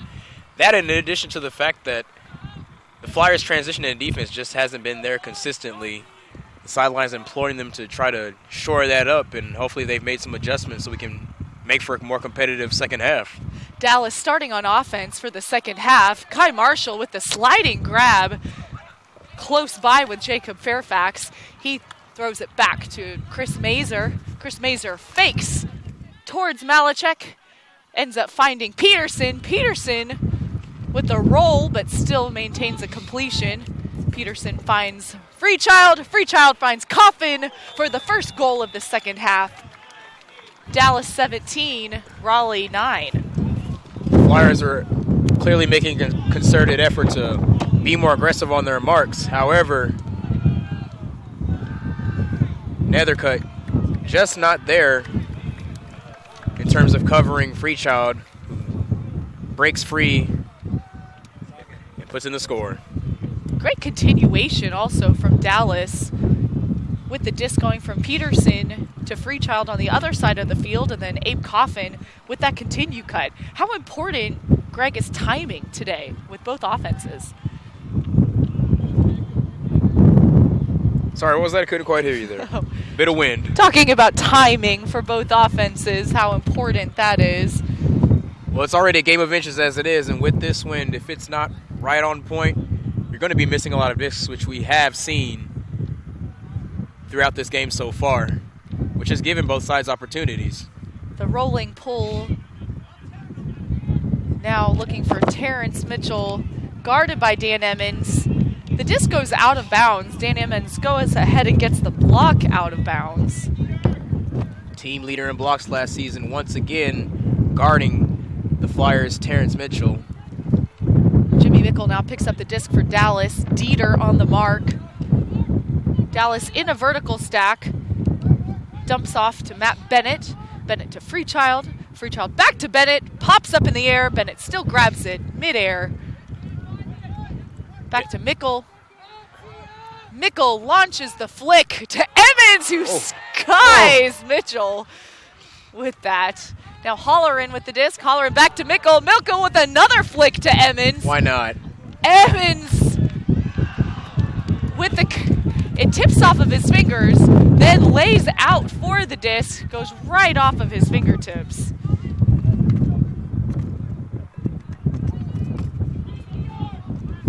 Raleigh hucks it back downfield to get back into favorable field position. Ends up Mickle to Bennett. Bennett then to Mickle. Mickle with another upwind flick. This time, Emmons to Frood. Frood now to Holleran. Holleran to Emmons. Emmons with the spike in the goal. Dan Emmons clearly has the upper hand at the moment in this matchup against Terrence Mitchell. Mitchell just lost him in that end zone there. How about Mickle as well? Every time he got the disc, it seemed like in that possession, he was throwing a flick upwind. Oh, at this point, he's warmed up, his blood's flowing, and he's absolutely cranking him. After seeing him warm up this morning, I was fully expecting these shots. Now Raleigh is on offense, going upwind. Chris Mazer with the disc to pull for Dallas.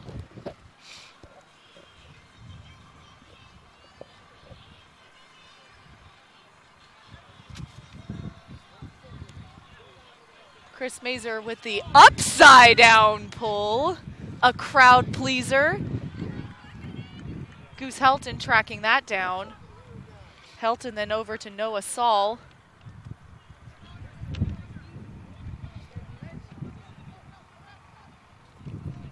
Big fake from Hunter Taylor. Back to Goose. Goose with the backhand. Intercepted by Chris Mazer. Mazer to Riggins. Riggins back to Mazer. Now Hogg with the disc in the center of the field. A little bit of a miscommunication between Casey Hogg and Chris Mazer. Better transition from the Flyers at that juncture.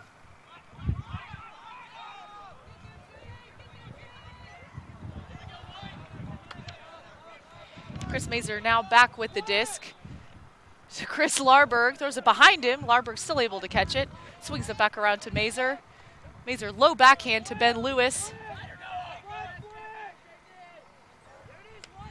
Ben Lewis down to Coach Pat Eberly playing in the game today.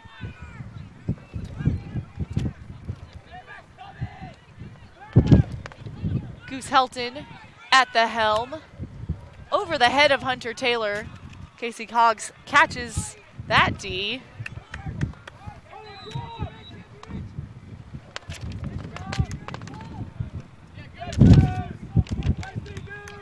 Goose with the defense on Coach Pat Eberly and player, I should say. John Nethercutt with the disc in the center of the field. Intended for Hunter Taylor, but giant wind gust right as Nethercutt threw the disc. Now, in the game of field position, Mazer will pick up right outside the end zone. Finds Casey Hogg for the score.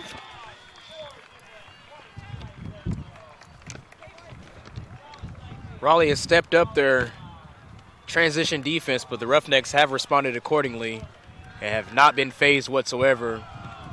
Flyers are showing some frustration early on in this second half. And now Dallas has gained a 10-point lead on Raleigh, leading 19-9. But we still have 8:09 left in the third quarter. Still plenty of Frisbee left to play, but you just can't imagine the Roughnecks giving up too much of this margin. It's a tall task for any team to face a margin this large against this Roughneck squad.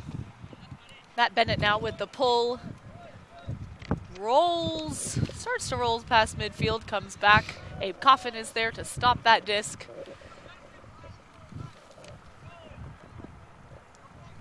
Snoke picks it up, it's double teamed. He finds Goose Helton. Helton to Allen, note to Dieter. Dieter then to Nordgren. Nordgren guarded by Jimmy Mickle. Back to Helton. Helton dishes over to Casey. Casey loses his mark. Oh, and some trash is picked up by Jeff Nordgren. Now Justin Allen finds Tim McAllister for the score. Better to be lucky than good sometimes. I think the Flyers will take that. It was a quick score as well for Raleigh compared to some of the points in the game today. Greg, what do you think Raleigh really needs to do to narrow that lead?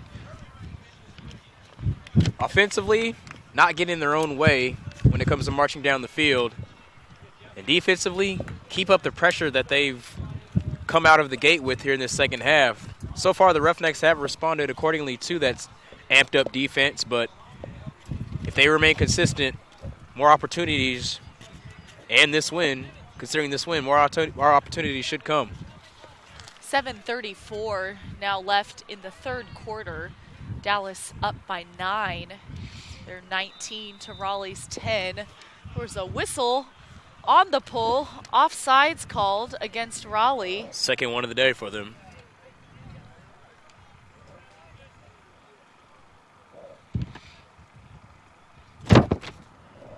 Braden Malachek now picking up the disc at center field, inside center field. Throws upline flick to Abe Coffin. D there from Hunter Taylor. Tips it out of Kai Marshall's reach. Chris Mazer then with the hand block. Now Dallas has the goal.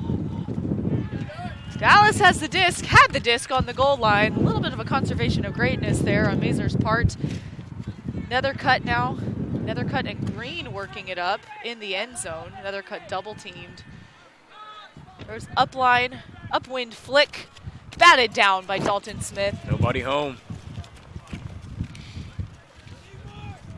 Malachek now picks up for Dallas. inside out flick to Dylan Freechild right out the end zone.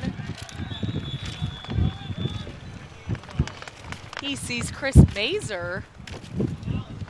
Mazer usually throwing the assist, but gets his second goal of the game.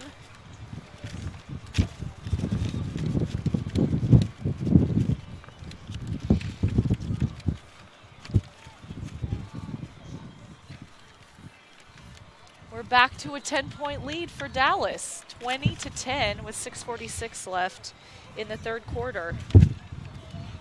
Fatigue and frustration seemingly creeping in for this Flyers squad.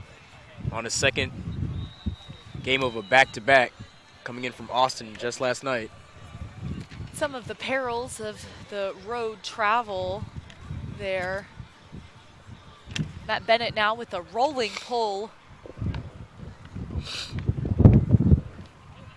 Gains a lot of distance and then rolls back just to right around center field. Snoke now with the disc over to Lynn. Double teamed. Lynn to Micah Hood. Say the disc is down. The disc definitely hit the ground. A late call by the ref, but it definitely hit the ground. Now Matt Bennett. The disc to Lewis. Lewis with that big fake back to Bennett. Bennett now looking for Casey Hogg. Huge wind gusts at the same time. With the stall count at only 7, can't wait for a wind gust to pass. Big hammer from Casey looking for Snoke, but not quite. A little too much speed on that. Snoke was looking to stretch the D and push the pace by getting out there deep, but no one had picked up the disc yet. Matt Bennett now for Dallas. Looking for Chris Larberg. Chris Larberg gets tangled up. Whistle on that call. Bit of a trip there. Shaking his arm, but stays in the game. Advances 10 yards with the penalty.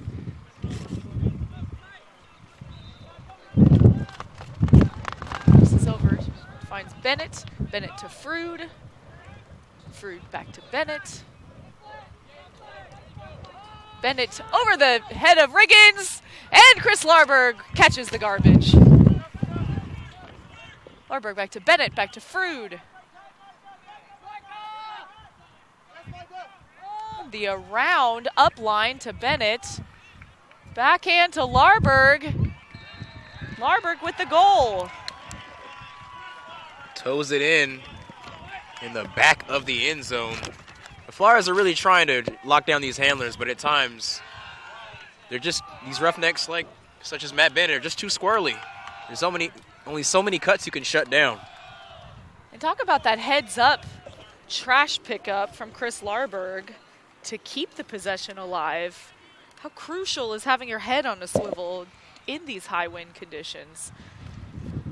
Conditions like these, if you're alert, you're going to come up with some pretty nifty opportunities. Now an 11-point advantage for Dallas, 21 to Raleigh's 10. 4:48 left in the third quarter. Pull goes up, lands inbounds. Tristan Green taps it in from the back of the end zone to Nethercutt. Nethercutt finds Justin Allen. Will Allen launch a big flick? No, it's a backhand this time. Dylan Freechild tips it out. Hunter Taylor still comes down with it. Holleran is able to mack that away. Now Jimmy Mickle will pick up for Dallas, working the entire field.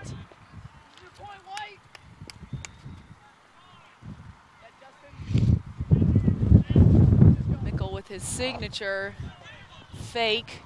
Freechild, big backhand to Dalton Smith, right outside the end zone, dishes it to Emmons for the score.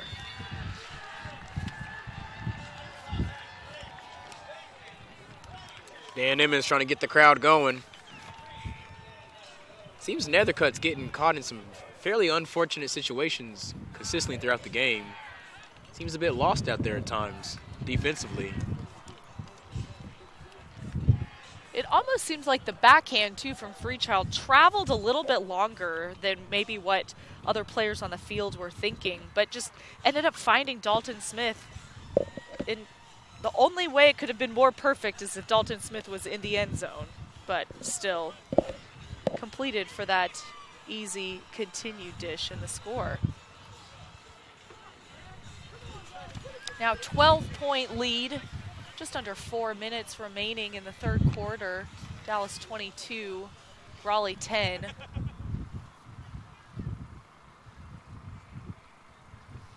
Goose Helton will pick up for Raleigh, double teamed by Coffin and Larberg. Finds Micah Hood, bobbles it, incomplete. Abe Coffin picks up, big backhand in the air. Ben Lewis boxing out. Too many defenders. Over the top to Terrence Mitchell. He had it. Got a little tangled up in his own hands. Now Dallas will work it the entire field. Tricky read in this win, but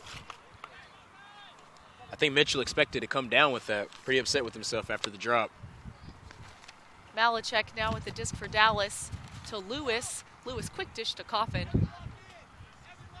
Coffin centers to Malachek. Malachek with the big fakes, keeping Jeff Nordgren on his toes. Larberg with the reaching grab. Crowd's excited about that. Dishes to Coffin. Coffin now double teamed on the sideline, manages to get back into the middle. Swings to Larberg. Larberg back to Malachek.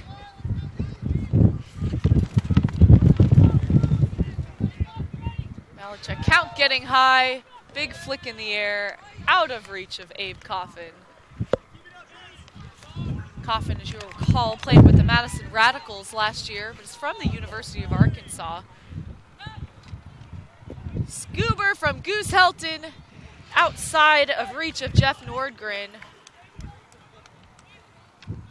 Little too high.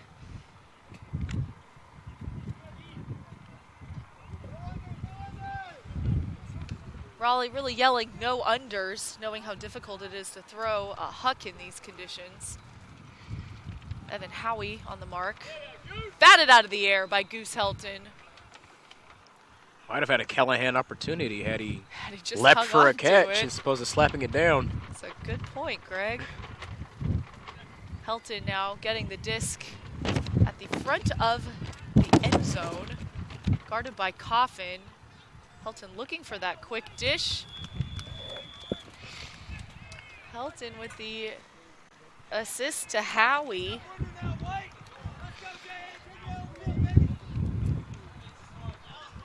(22) Dallas, 11 Raleigh, 1:40 left in the third quarter.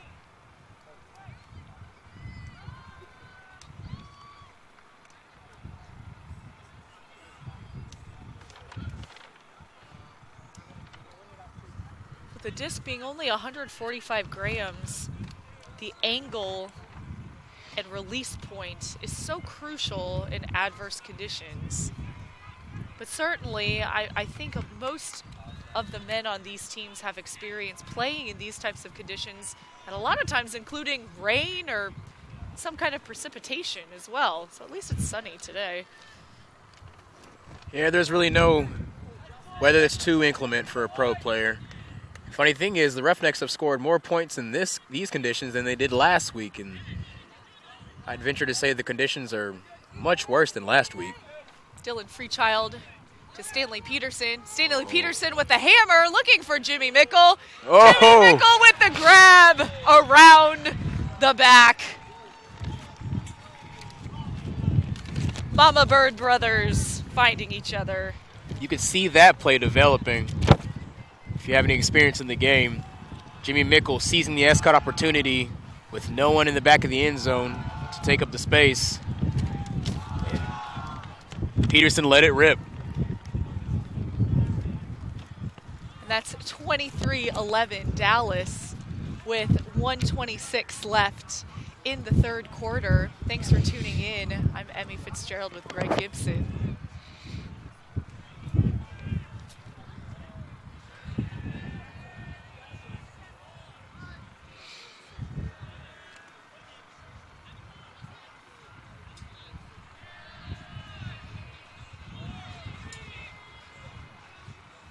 Chris Mazer with the upwind pull, headed towards the near sideline, stopped by Nordgren.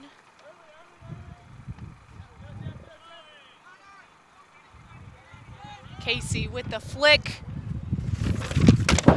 It's still floating. Almost seems like our end zone camera operator was going to be able to catch that one. Gotta have better hands than that, camera guy. Maybe next time.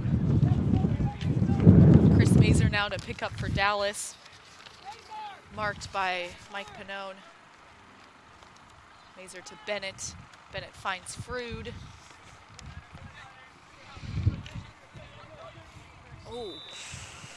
Appears he was cleated.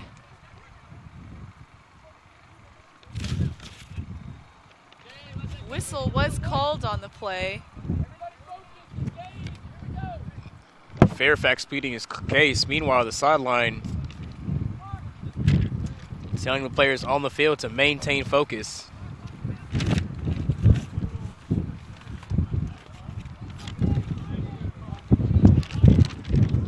Jay Frood calls contact on himself.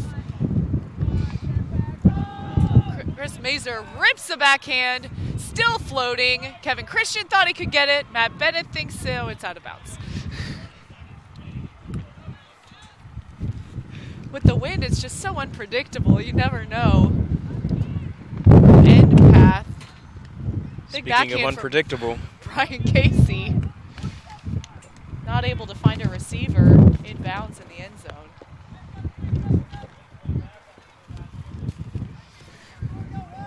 Mazer now to take it to the goal line for Dallas.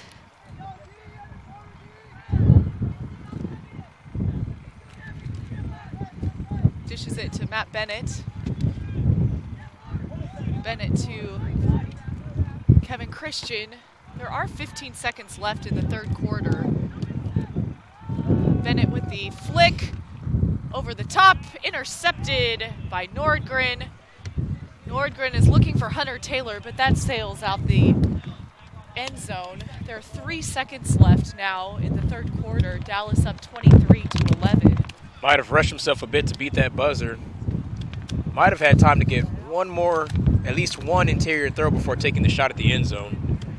Chris Mazer now to take the disc from the corner of the end zone to Emmons. Emmons hangs on to it. There's the buzzer. Takes a knee, essentially. Taking the knee. And we'll take a quick break, and we'll be right back for the fourth quarter. Dallas Roughnecks. Piece with Eric is amazing to me. It's right in line with what we think is critical for kids, and that is to know their bodies. The kids have really gotten into having speakers here that aren't just their teachers. And I think the clinicians did a fantastic job. All the kids were engaged, none of them were distracted. They seemed to get into it right away. I just want to reach out to Eric and tell him, thank you for coming and sharing the message that our kids can speak up. Early recognition is critical, and I look forward to doing more things with Eric in the future. It's been great for us as a staff and for our students to experience the message you guys have, and highly recommend it for any school that has the opportunity.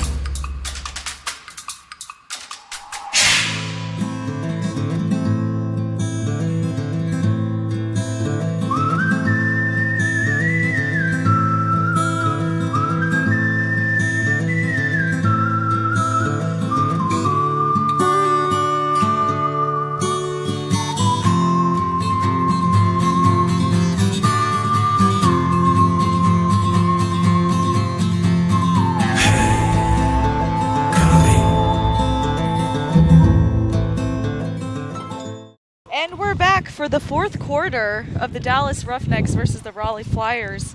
I'm Emmy Fitzgerald, joined by Greg Gibson. Thanks for watching today. Dallas is up 23-11. Raleigh, of course, coming off of the second game in a back-to-back. Greg, how do you see Raleigh's game against Austin being a factor today? Well, I think really, when it comes down to it, as soon as the Roughnecks began to break away and widen the margin a bit, the Flyers really got in their own way offensively, and defensively were pretty deflated. Not necessarily, I don't think necessarily they're physically tired, but mentally they just haven't been all the way there necessarily in transition. And when that happens, the Roughnecks are off to the races usually. Raleigh taking advantage of that downwind give and go scenario with that goal to Justin Allen. That cuts the deficit still to 11, 23-12, 11:42 left in the fourth quarter. Flyers trying their best to keep their spirits up. They have a tall task ahead of them and not a lot of time to accomplish it. Interestingly enough, neither team running a zone offense or zone defense today, despite winds 20 miles an hour gusting to 35 miles an hour. But I think with the athleticism, they probably don't need to do that. What would you think that reason might be, Greg? I think really both sides just respect the other's capability to, if you're giving them the time to really scan the field with open spaces, they're going to cut you up, and the small ball in addition. Brandon Malachek picking up the disc for Dallas, centering the field to Abe Coffin. Coffin finding Kai Marshall. Kai Marshall looking for Stanley Peterson. Instead looking for his dump to Abe Coffin. Coffin to Freechild. Freechild over the top backhand to Jimmy Mickle for the score. Lefty high release inside backhand. Not bad, not bad. Hunter Taylor tried his best to keep up. Just too out of position to make a play, however. So it's now 24-12. Dallas over Raleigh. 11:21 left in the fourth quarter.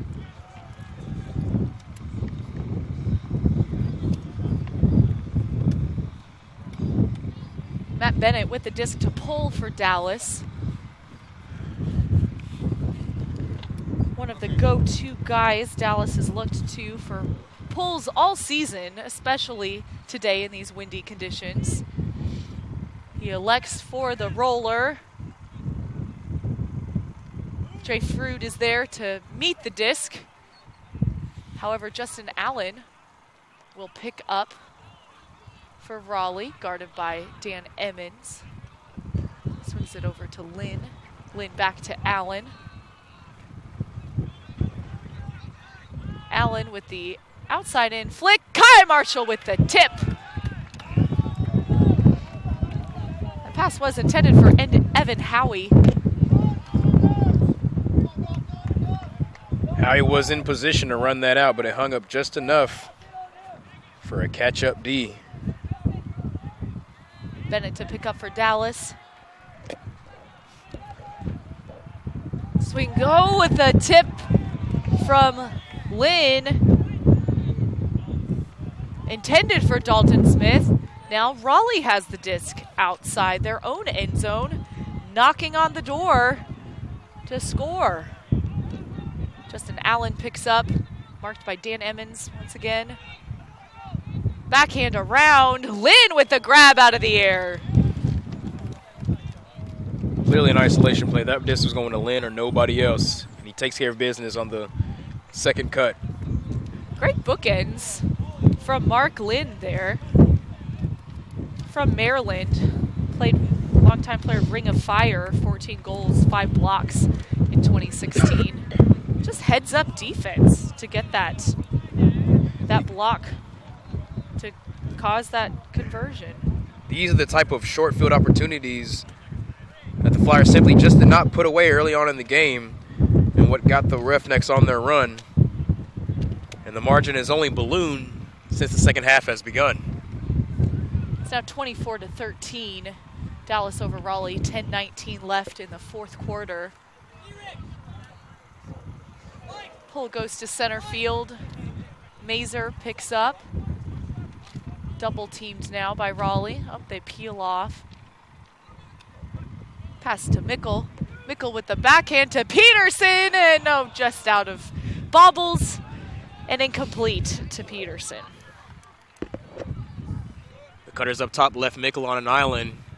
Completes the in-cut catch and immediately goes to the high release backhand.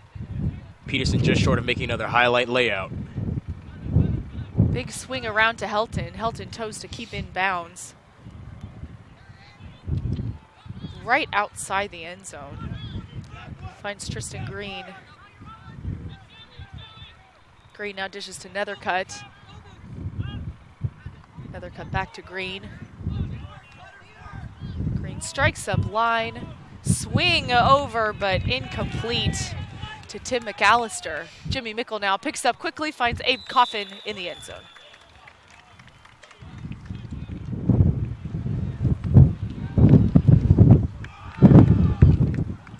Again, that transition D, Dallas getting the back on O quickly and finding a teammate in the end zone to score right away. Flyers once again just a step or two too slow on that transition. 25-13 now, Dallas advantage, 9:22 left in the fourth quarter. Chris Mazer on the D line with the disc to pull.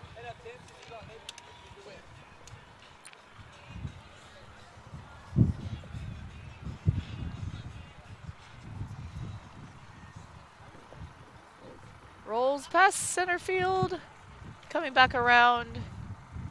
Casey Hogg stops that disc. Snoke to pick up.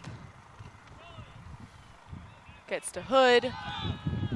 Little bit of a miscommunication between Hood and Richardson. That flick ended up going somewhere, but being to no one. Mazer tracking it down from the Penguin in the end zone. Goes out of bounds, now walking a different disc up to the goal line. Just a Penguin in the end zone, no big deal. I like his yellow flipper socks he's got going over top of his shoes. Those are pretty great. Mazer to Riggins. Zach Riggins holding his hamstring. Calls an injury. Appears to be okay. Little gimpy, but jogging off the field nonetheless. Evan Howie was in pursuit, step in step with Riggins. In the pocket, a very, very tight contest on that play. Matt Bennett now in. Dishes to Mazer. Mazer finds Christian. Christian now back to Mazer. Mazer on the near sideline. Finds Larberg. Larberg to Christian. Christian with the barrel roll. Back to Larberg.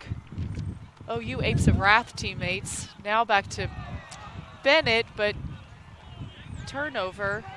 Now Lynn with the disc in the center of the field. Lynn now to Pannone.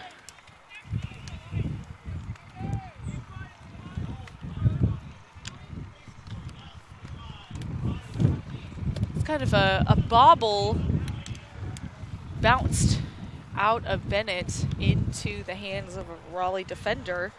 And Raleigh was able to convert quickly. They took advantage of a transitional opportunity there. Taking a page out of the Roughnecks book today. That's typically what we've seen out of Dallas today. Tristan Green now with the disc to pull for Raleigh. Dallas O-line that has been so scary and consistent today. Now back on the field. It's 25-14. Just under 8 minutes left in the game. Tristan Green with the roller that ends up rolling back to the end zone. But it appears it's that first point of contact since it went Malachek with the disc on the far sideline to Abe Coffin. Coffin with the high release backhand, maybe not high release quite enough drops before Jimmy Mickle can get to it. Raleigh now with the disc on the far sideline. Noah Saul to Nethercutt. Nethercutt to Green. Green now back to it's a turnover. McAllister was left open, but the throw was not going to get there. High release backhand to Mickle from Freechild. And a block. Great. Sailing overhead. Mazer with the dish to Coffin for the score.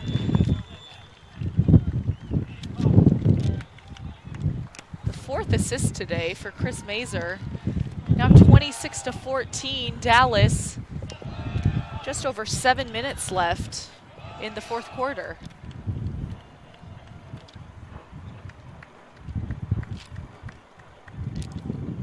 Mazer just so smooth when he caught that soaring disc to then immediately find Coffin to convert that point.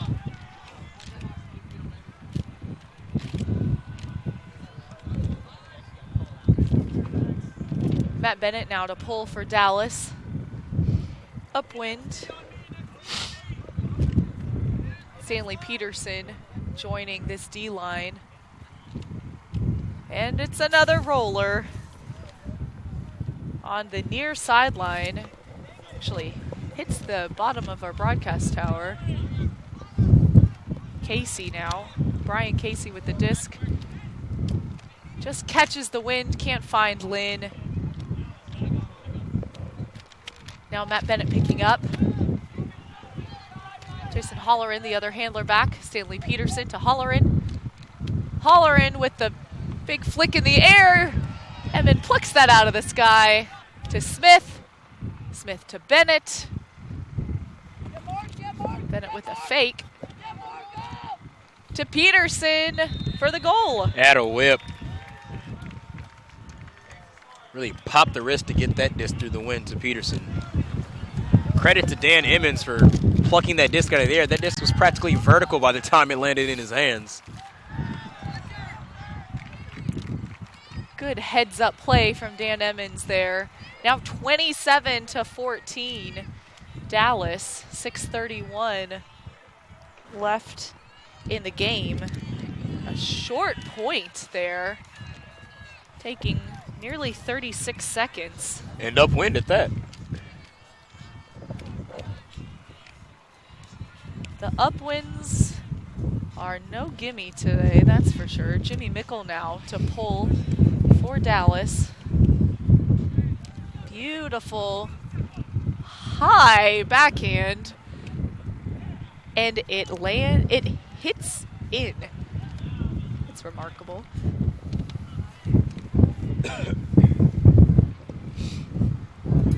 So Raleigh will take from the back of the end zone.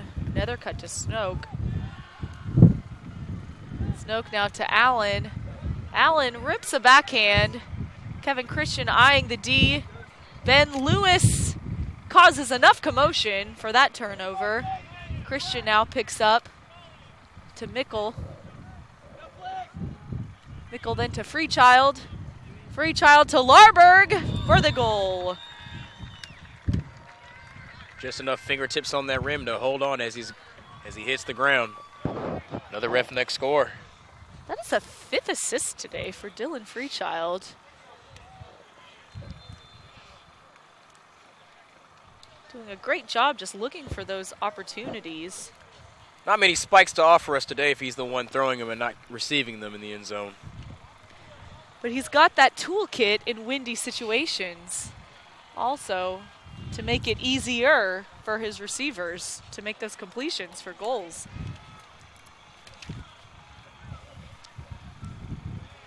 I imagine Go ahead, Greg. Just going to say, I imagine having such experience playing in the Northwest has more than prepared him to deal with the conditions we're experiencing today. It's very true. Bennett now with the long rolling pull. Lynn now to Casey. Now to Hood. Hood double teamed, scoobers over the top to Lynn. Another double team now. Lynn back to Casey. Casey dishes. That is Evan Howie, number 11. Howie to Mitchell. Mitchell back to Lynn. Now to Brian Casey. Brian Casey in midfield back to Lynn. Lynn appears to be every other right now. Diving attempt from Evan Howie. Doesn't quite get to it. Malachek now to Bennett. Handler movement from Bennett and Malachek. On that far sideline. Hits Holleran's hands. And Dalton Smith ends up catching that trash. Now to Jay Frood. Frood flicks over to Smith. Smith to Malachek. The barrel roll, and he still hangs on to it. Malachek with the in-win flick. Couldn't quite get to Kai Marshall, appears to be his intended receiver. Lynn now, double teamed. Sails over the head of Hood. 4:30 left in the game. Brandon Malachek to pick up for Dallas on the near sideline. Great fake, Jay Frood with the snatch. And the flick, looking for Jason Holleran. One-on-one matchup, and Dan Emmons says, no, I got it.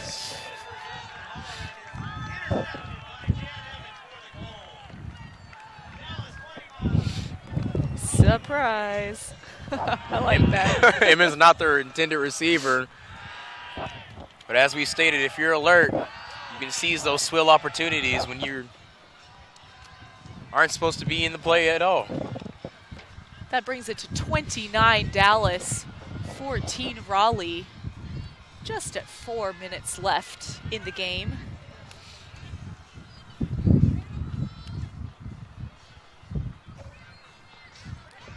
If you're just joining us, Matt Bennett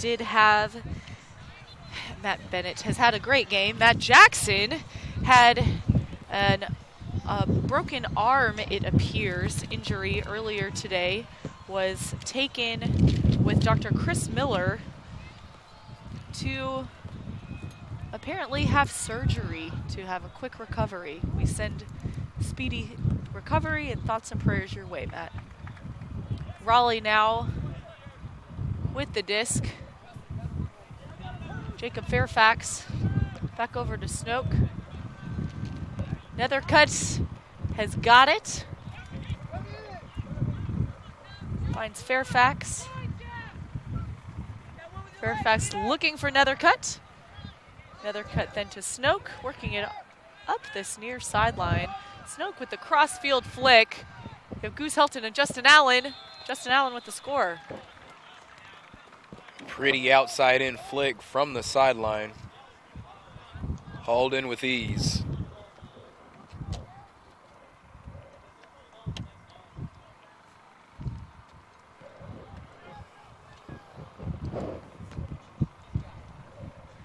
So it's 29-15, 3:31 left in the game. Dallas with the lead over Raleigh. Dallas O-line now coming on the field to work it upwind. Josh Hartzog with the disc to pull for Raleigh.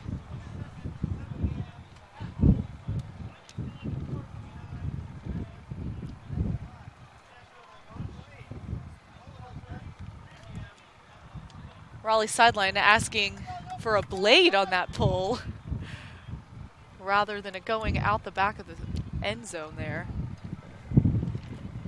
Malachek will pick up for Dallas, working it, taking it from the brick line, I should say.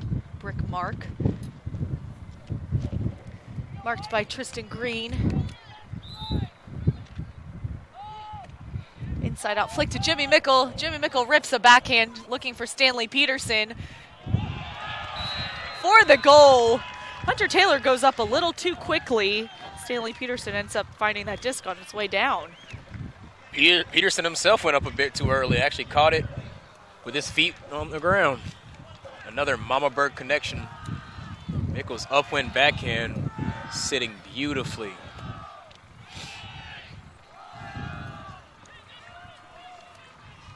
Now 30-15, Dallas, 3:21 left in the game. Dallas hitting the 30 goal mark, something they were quite far from last week against the Austin Soul. You don't expect to see high scoring games when there's a lot of wind, but some of these quick points have just resulted in that. Roughnecks have got to be pleased with their performance in terms of the scoreboard and their offensive transition, considering the conditions are far worse than they were just last week. Goose Helton trying to step through that double team. Disc doesn't get quite high enough off the ground. Bennett picks up for Dallas, marked by Jonathan Nethercutt. Bennett to Jay Frood. Frood now to Smith. Smith looking for Bennett in the end zone. Too far. Great weave by the spectator in the lawn chair. If you sit in that end zone, you're kind of sitting there at your own peril, aren't you, Greg?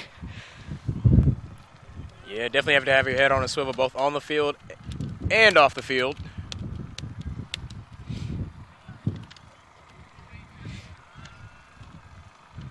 Nethercutt now with the disc in the end zone. Looking for Snoke. Snoke now to Nordgren. Back to Nethercutt, back to Snoke. Dish back to Nordgren. Tip drill. Noah Saul sees that. Not quite enough. Jason Holleran with the score.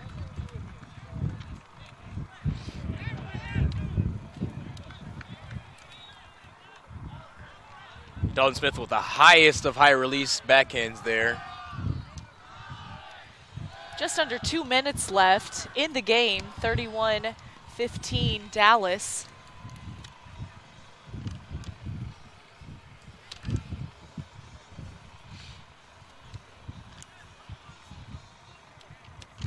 Abe Coffin now with the disc to pull for Dallas. Credit to Mike Donardis, coach of the Flyers. The margin might be out of hand, but he is still coaching his players up on that sideline, knowing that they will see this Roughnecks team several times along the way as they are division rivals. Their next meeting, May 13th, in Raleigh, so will be a significantly different situation, whereas Dallas will be in their second game of a back-to-back and will be in Raleigh.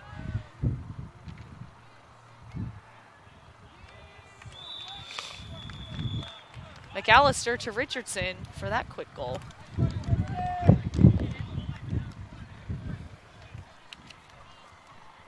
.132 left in the game. Dallas 31, Raleigh 16. In that May trip, Dallas will play Jacksonville Saturday the 12th. They're a stacked team this year as well, another divisional rival. And then the next day, we'll go from Jacksonville to Raleigh to play on Raleigh's home turf, whereas Raleigh will only have one game for that weekend. Could see a significantly different game then. I fully expect the Flyers to give the Roughnecks a better shot in that particular matchup, and for that matter, all of the rest of their matchups throughout this season. Really don't think we've seen the best of the Flyers this afternoon. Certainly not. Malachek now with the disc.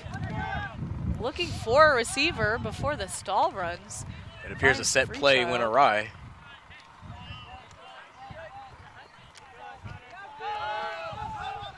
Sends a big throw to Abe Coffin. Not in. Coffin taps on the goal line. Looking for Kai Marshall for the score. At this rate, the tired legs have set in, and the Flyers are really just looking to get this one over with. Just over a minute left in the game. It's 32-16 Dallas. A minute 7 left in the game.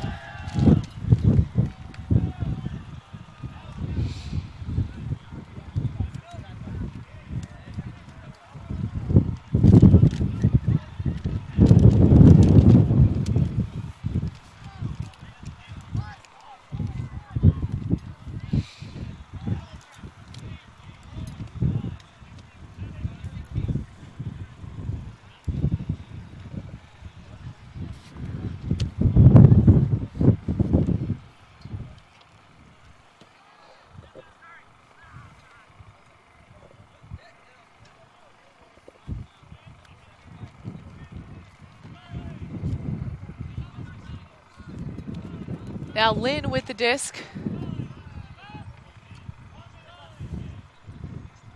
Raleigh trying to work it quick. Quick score for Raleigh. 54.3 seconds left. 32-17 Dallas.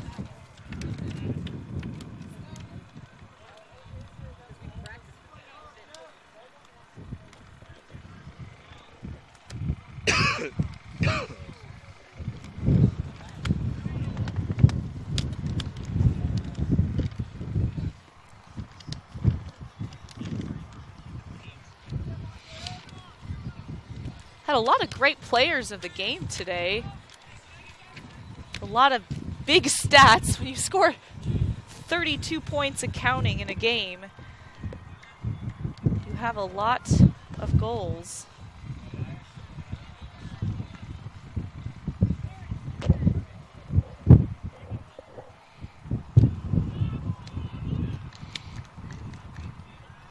Disc on the far sideline, now being moved to center field. Chris Mazer will pick up.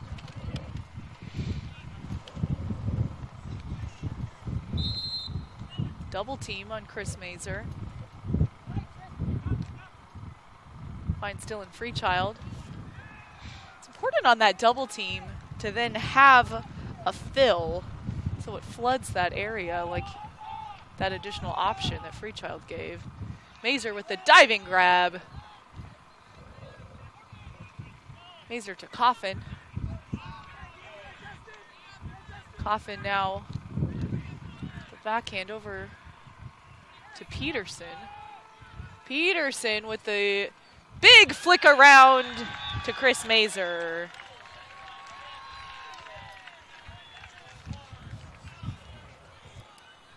Every time the back corner has space, no one occupying it, the Roughnecks have certainly taken advantage, running out outside in backhands and flicks with ease throughout the day.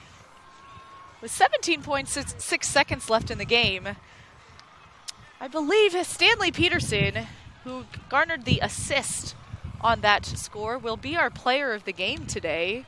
He's had some great layout grabs, thrown some scores. Heck of a day for Air Force One. Right, Greg? Indeed, and what's great about it is he's done it more on the offensive side than the defensive side. I was really hoping to see a defensive show from him, but he's done it, been hitting from all cylinders on this particular day. His Mama Bird cohort, Jimmy Mickles, certainly having a great game. Our Week 1 Player of the Week, great game as well.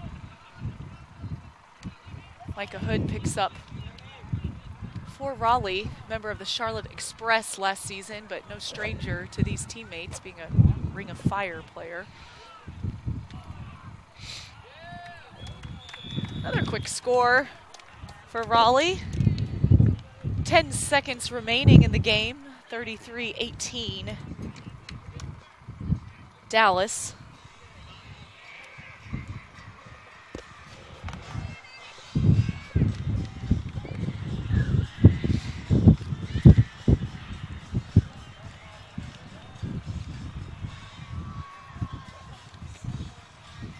So Greg, if you're Dallas, how do you take a win like this and use that to then build upon your following weeks, with a bye weekend coming up next weekend and then facing Austin the following in Austin? You've really got to be hungry for more. This, at least early on in the season, needs to be, it is the standard that they've set for themselves and what they need to strive for. This particular matchup is arguably a more competitive matchup than Austin, with tougher conditions than they played against Austin, yet they've managed to put up a larger margin of victory and a very impressive 33-point win. Mazer now on the near sideline. Lots of pivots, puts up the big backhand straight into David Richardson. 5 seconds and counting left on the clock. Raleigh ripping a backhand as time expires. That's the game, 33-18. Dallas with the victory.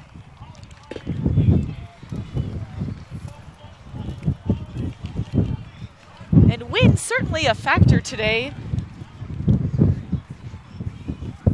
But Dallas really trying to take advantage of every conversion opportunity. What do you think was really what put them over the edge to kind of garner that lead so quickly?